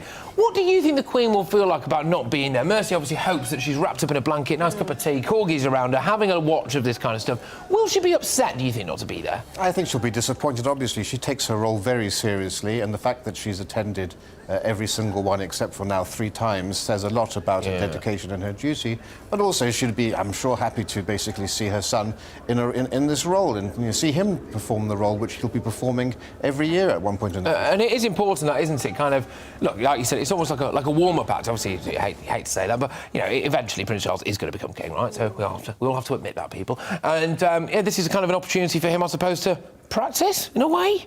Yes, well, I mean, he's had the longest tutelage in history. He's the oldest Prince of Wales by far. And in fact, you know, what this does in a way is it brings up an issue which I've spoken about before, which is the fact that there's a trend in Europe and the Middle East for monarchs to retire or abdicate at the age of 70, 75, 80. So it's something which we here don't do. I can't see the Queen ever doing it. I can't see the Prince of Wales ever doing it because he's steeped in the tradition of monarchy. But I wouldn't be surprised, actually, if Prince William was to set the trend of abdicating at 75, because monarchies always are at their best point when it's a young new monarch that comes to the throne. And the problem problem with medicine and science making us live longer is we'll have a series of very old people becoming king or queen. And you don't get the atmosphere you got when Elizabeth or Victoria were young women coming to the throne. So I think for the monarchy's future, it may be something that will be discussed. Yes, and we can be grateful, I suppose, for making us live longer, because the Queen's lived to 96, and I'm sure she has many more years in her, 15 years past the average life expectancy in the UK. So she's doing great. And one of our viewers or listeners got in touch earlier and said, look, stop saying the Queen's ill. She's 96 years old. We need to appreciate just how incredible that is. And that's an important point, because having mobility issues doesn't mean that you're ill. Yeah. Exactly. And people talk about, is this a pseudo-regency? The Queen is fully in charge of her capacities. She's absolutely compos mentis. She's alert, she's sharp. She just has difficulty walking. So, Prince Charles isn't taking over all her duties as Chancellor of State. She's still going to be doing all of her reception of ambassadors, signing of documents and so forth. She does a lot of that by Zoom now with meetings, but she's still perfectly able to fulfil all of the functions of office. OK, now look, throughout the day here at GB News, well, certainly for the next couple of hours at least, we're going to be obviously focusing on the Queen's speech. But whilst we've got you, Rev, can I just get you on the Jubilee stuff, right? Now, so Harry and Meghan aren't going to be on the balcony. Prince Andrew isn't going to be on the balcony. How do you think she came to that decision? Because my understanding is, you all know better than I, but my understanding is that their expulsion has also meant that there's several others that can't be there as well. As she said, there's only real working members of the royal family. So she's made quite a big call there, hasn't she? She has. Well, as we know, Prince William and Prince Charles are both quite wary of the attendance of Harry and Meghan at the Jubilee, because they aren't sure whether they can be relied upon not to divulge private conversations that they may have at the palace. But yes, I think some of this decision may have come after her meeting with Prince Harry, when he went immediately to NBC News and said that he was there to ensure she was protected and that she had the right people around her. And I think that was really the moment where the Queen thought, well, actually, having them on the balcony would be a reward. Netflix will love this, and it'll basically be exploited for all that it's worth. It did mean jettisoning the rest of the family. But I see here now we have the initial stages of the ceremony starting, and we have a procession taking place in the House of Lords, led by the Duke of Norfolk, who's the Earl Marshal, in charge of all of the ceremonial, including state funerals and coronations. Prince Charles is ascending the throne, and behind him is the Lord Great Chamberlain, the Marquis of Cholmondeley, who is carrying on a cushion the imperial state crown, the defining symbol of the crown. And so now we have the three elements of Parliament together. The Lord Chamberlain is holding in his hand his white staff of office. Pray be seated.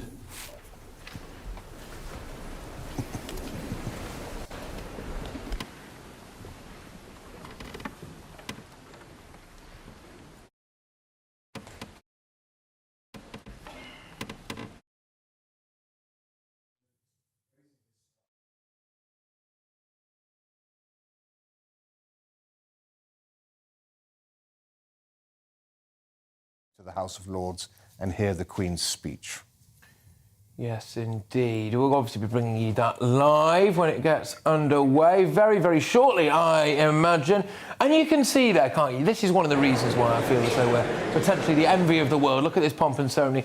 Just describe to us again, sorry, exactly what's happening right now. So right now we have probably the most famous tradition in the state opening. Black Rod is about to arrive into the House of Commons, and the door is slammed in her face.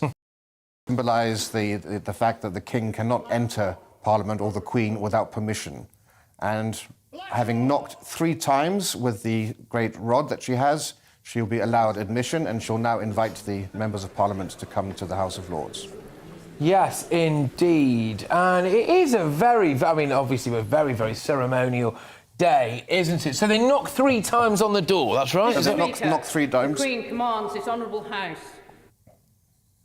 to attend her Councillors of State immediately in the House of Peers. So that's black. So what does this mean now? At this point now, this used to be where the much beloved Dennis Skinner would make his witticism of the day, and that's one tradition which unfortunately has now been lost, as he's not there any longer. But now we'll have the Speaker, led by the Sergeant-at-Arms, will proceed over, and so will the members of Parliament. Traditionally, the Prime Minister and the Leader of the Opposition walk side by side. I wonder what they'll be talking about on not this occasion, nothing to do with gates. Fancy a beer, Keir? And traditionally, they're supposed to be very boisterous and noisy going over to show that they're independent from the Crown and the Lords and that they are their own people. Oh, so they have to, they judge it up a bit, do they? Well, if they're given the memo in advance. Yeah.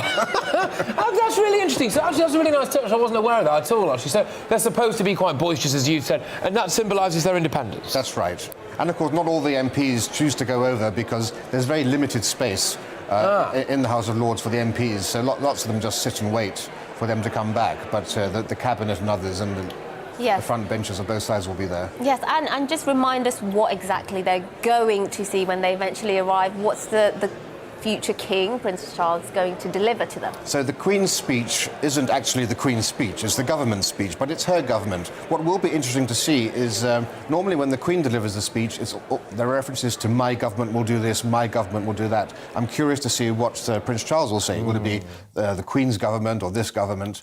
But it's basically that the agenda for the year for the government will be laid out. And of course, the only speech that the Queen writes is the Christmas speech, which is a very different, much more personal affair. Today is May the 10th, which is quite important because May 10th, 1940, Churchill became Prime Minister. But 1 year later, the House of Commons was destroyed during the Blitz. And the House of Commons moved into the House of Lords chamber, which we can see now. So this actually served as the House of Commons chamber during the Second World War. Well, that's really fascinating stuff, actually, Nance. I must say, you're a font of knowledge. But this is a really interesting development right now because we can see the Prime Minister Boris Johnson there, Keir Starmer, not looking at each other at the moment, of course. One of the great political rivalries, of course. Whose party was better, you decide. But no, it's interesting. So they're obviously standing there. So what's the procedure now? You've got Lindsay Hoyle, the Speaker, at the front. Yes, you've got, as the Chief Representative of the Commons, you have Lindsay Hoyle and then Ian Blackford, Boris Johnson and Keir Starmer representing the next three largest parties. And, of course, all of the peers are in attendance, dressed in their finery, in their robes as peers of the House. And now Dominic Raab, the Lord Chancellor, carries the speech in a special pouch, and he's kneeling before Prince Charles and handing the speech over. Normally, the Lord Chancellor walks backwards, but for the last 10 years, for health and safety reasons, they've turned around. And so that, unfortunately, no longer takes place. But now we'll hear the Queen's speech from the Prince of Wales. My Lords and members of the House of Commons, Her Majesty's government's priority is to grow and strengthen the economy and help ease the cost of living for families. Her Majesty's government will level up opportunity in all parts of the country and support more people into work. Her Majesty's ministers will continue to support the police to make the streets safer and fund the National Health Service to reduce the COVID backlogs. In these challenging times, Her Majesty's government will play a leading role in defending democracy and freedom across the world, including continuing to support the people of Ukraine.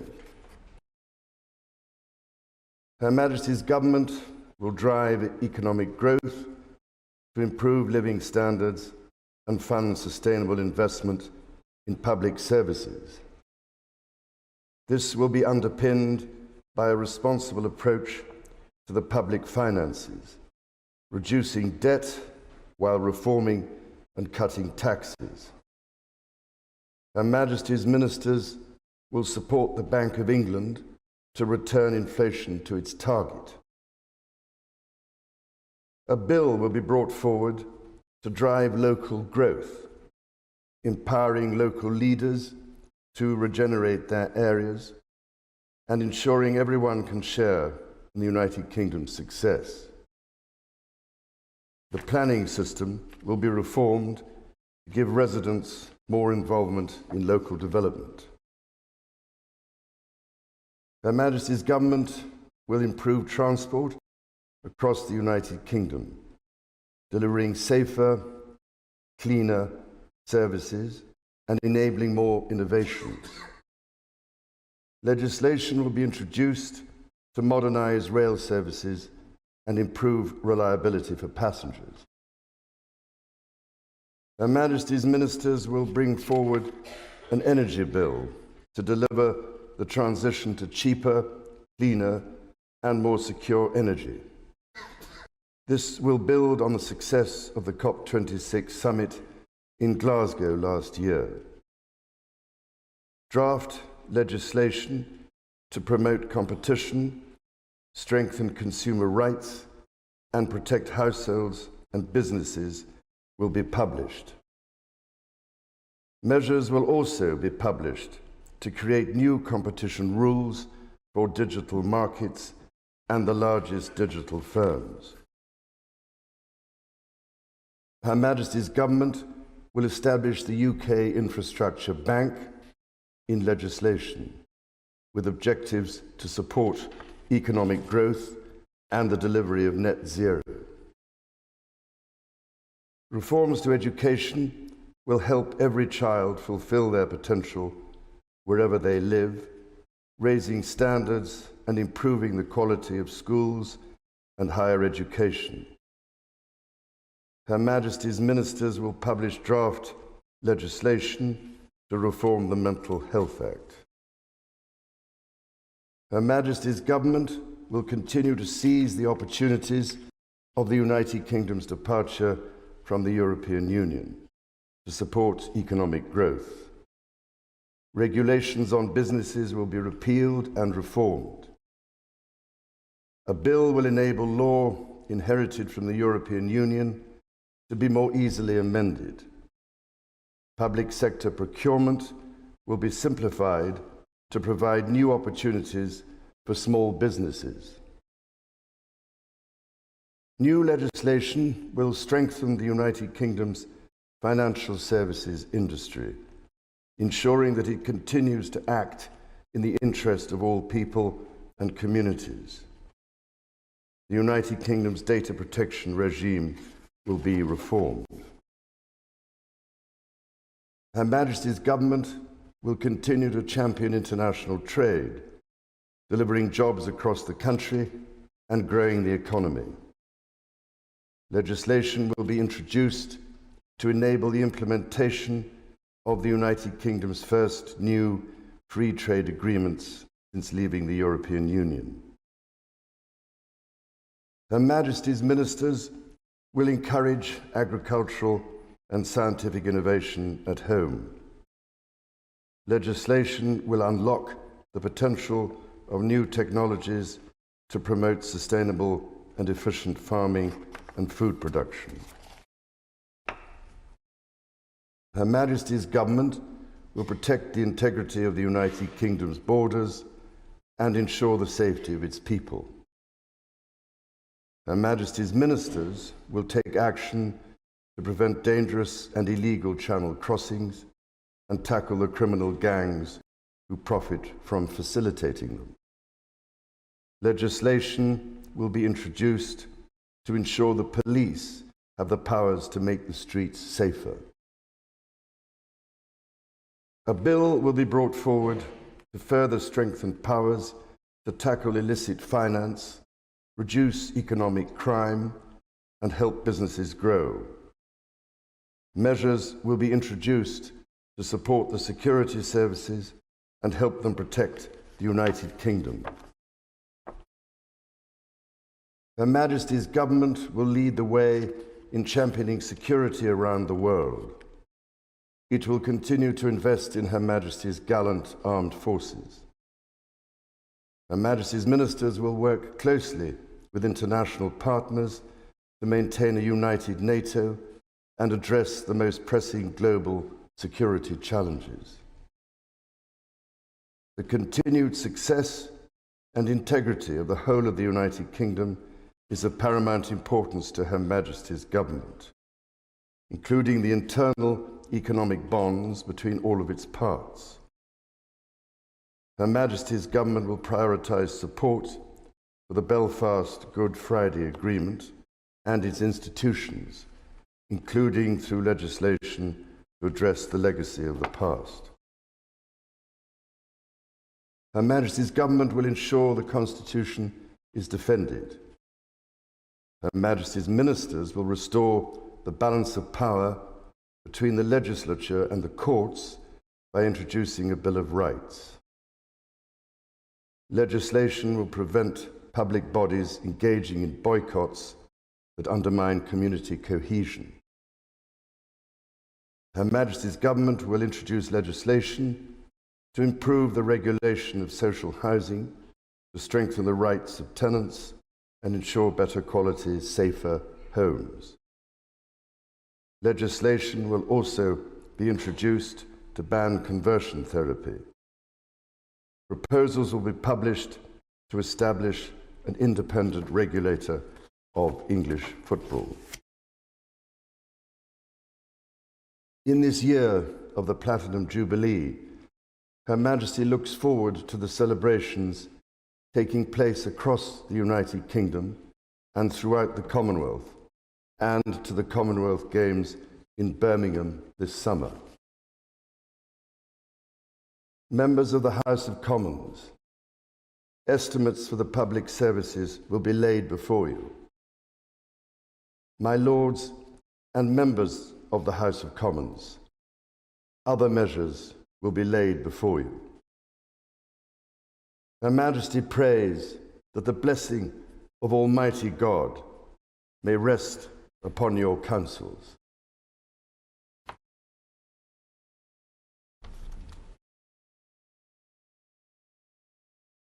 All right, that was, of course, Prince Charles there delivering the Queen's speech. Of course, the Queen not in attendance for the first time in 59 years. The Duchess of Cornwall is by his side, and, of course, Prince William as well. We are joined by the exquisite Rafe Handel-Mancur, who is our royal broadcaster and commentator.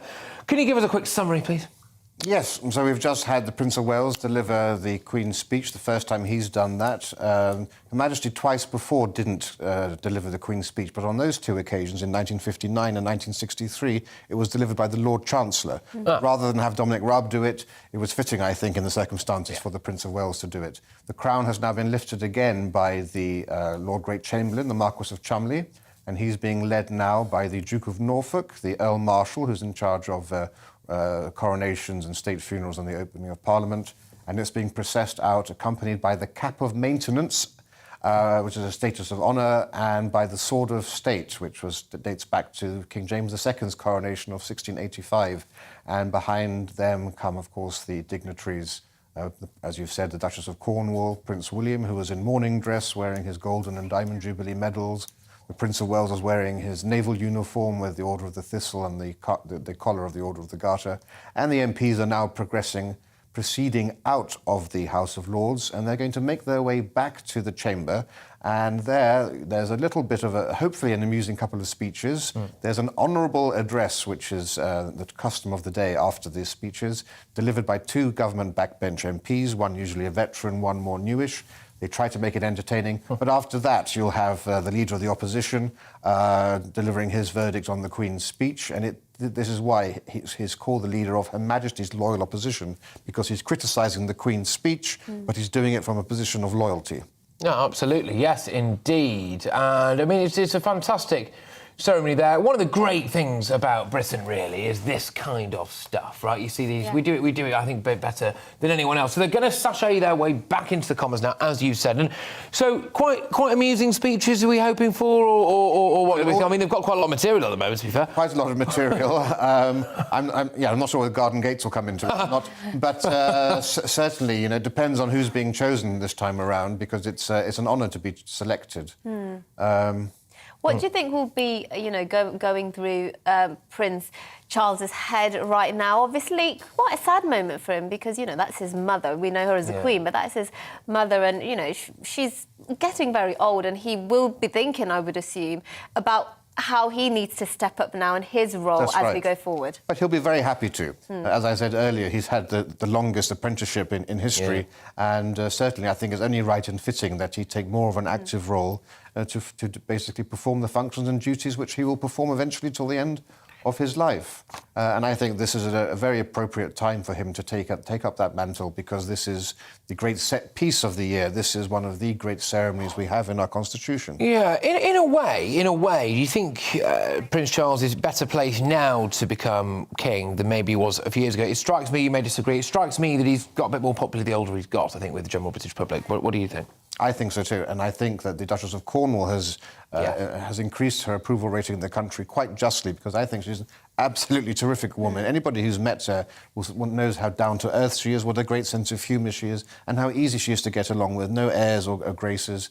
And I think as people have got to know her more, they've begun to realise that she is exactly what Prince Charles needs. She's the ideal consort and the ideal future queen.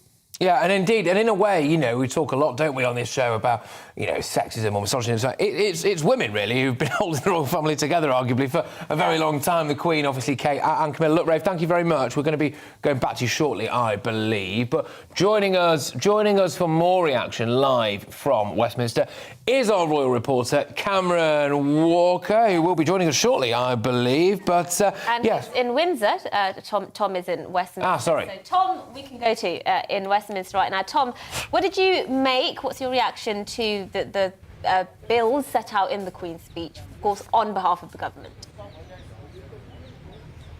Yes, it was a long and varied affair, wasn't it? It was everything from giving residents more say in planning reform to establishing an independent football regulator.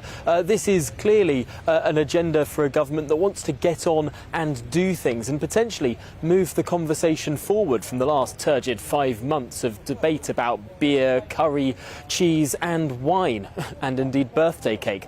But no, this was clearly a very a big moment, and one that will be coming back to over the course of the coming months in terms of seeing how these bills progress. Now, Patrick and Mercy, you must tell me if something very exciting happens over my left shoulder, because we are expecting Prince Charles, of course, to come out of this entrance. Yes, Tom, he's there. He's there. While I am speaking, there is a lot of movement. No, he's not. Sorry. He's just coming out now. No, he's not. I don't think he is. I don't think he is. I just wanted to stitch you up. Very good one. There's some movement. Sorry, carry on, Tom. Amazing. Carry on. There's some movement of some police motorcycles, but I suppose we might get a little bit of music as well. You know, it's a very peculiar sense, me talking straight at you, not being able to see anything that's going on behind me at all, which is probably what people want to be looking at. But no, on the politics of this, it is clearly a significant moment. And as I was saying, this is a government that does want to get on and do things. There were a huge number of bills there, not all of them listed by name, but 38 individual pieces of legislation that the government will hope to get through over the course of this parliamentary session, and indeed try and deliver on many things in its manifesto, not least, for example, the establishment of that British Bill of Rights that Prince Charles mentioned in that speech that the government has been talking about for a very long time. Now, there are going to be questions as to whether or not the government is going to be able to deliver a lot of things in this Queen's speech. Of course, we know that every piece of legislation has to go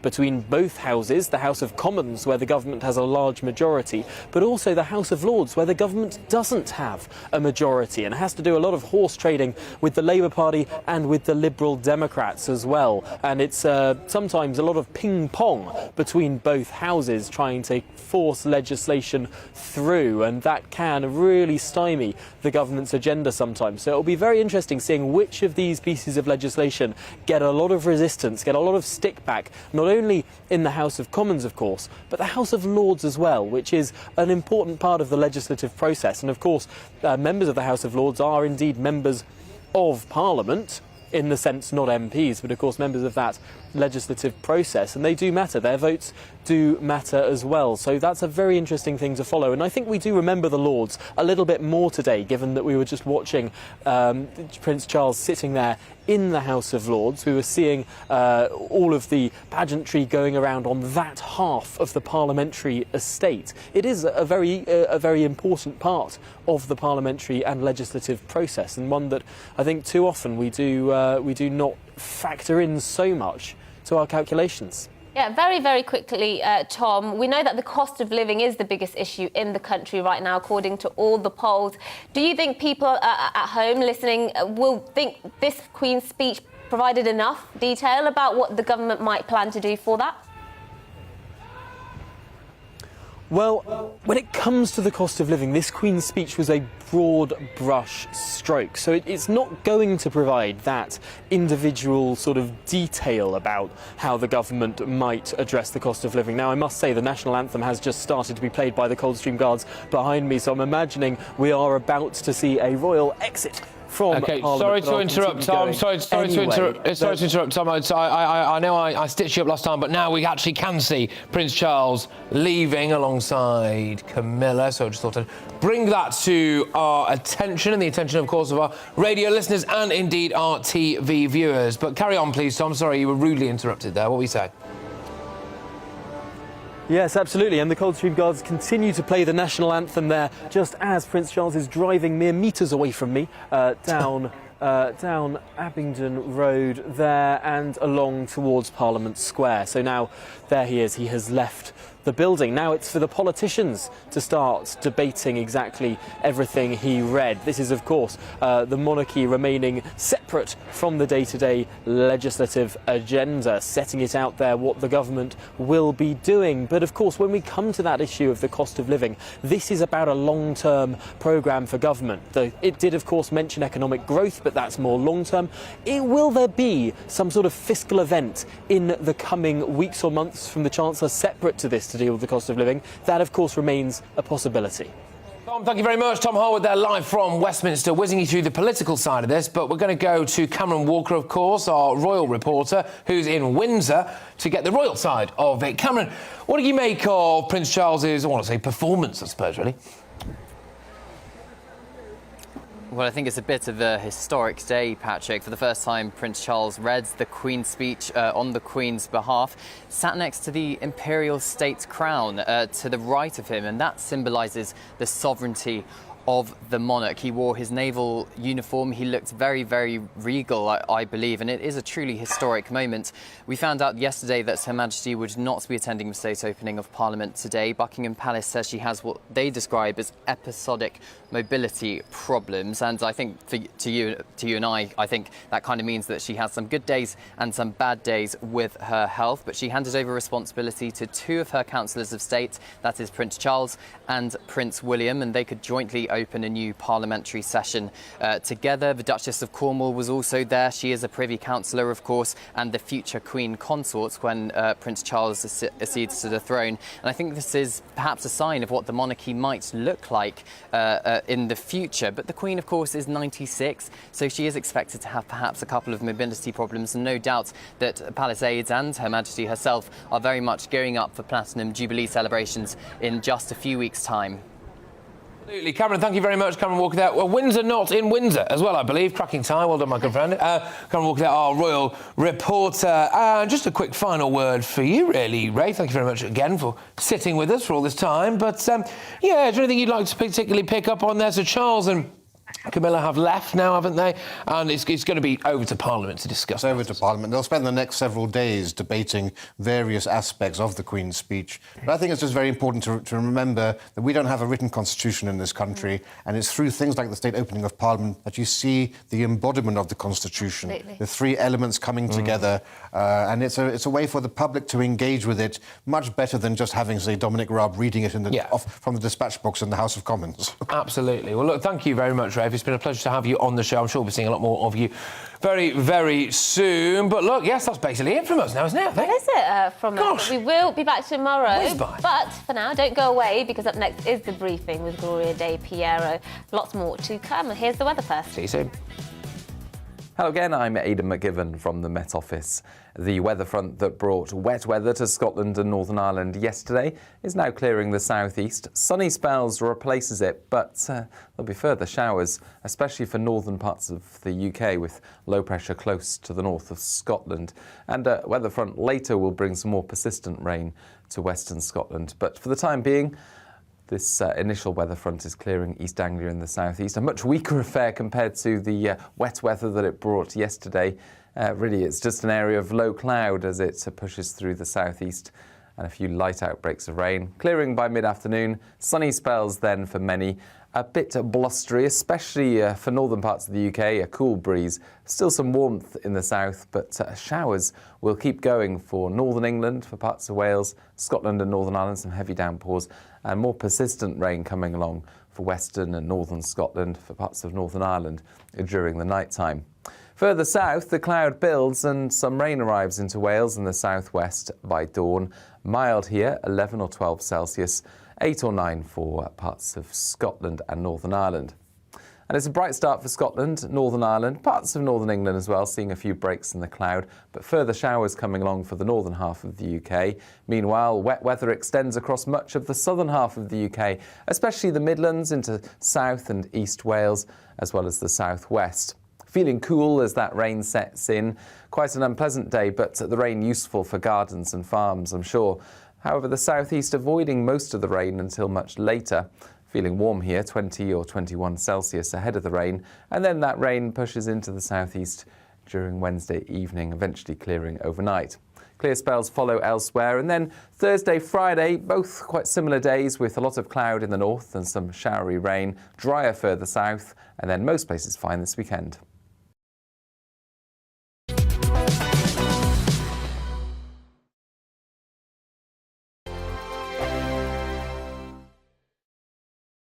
Hello, I'm Michelle Dewberry, and you can join me every weekday 6 till 7 on Jubes and Kerr. Me and my panel will get stuck right into the day's events, and I can tell you, in fact, I can warn you, expect some robust debate, some strong opinions and perspectives from both sides of the fence. It's about you at home as well. I love to read out all of your comments, or at least as many as I can. So join me, Michelle Dewberry, Monday to Friday, 6 till 7 on Jubes and Kerr. On radio, they call it the drive time slot, 4 p.m. until 6 p.m. as listeners head home. It's that part of the schedule when the dust of the day's events begin to clarify, and we try to make sense of it for you. Brazier is drive time for radio and TV. It's fast, it's punchy, it's opinionated, there's a break.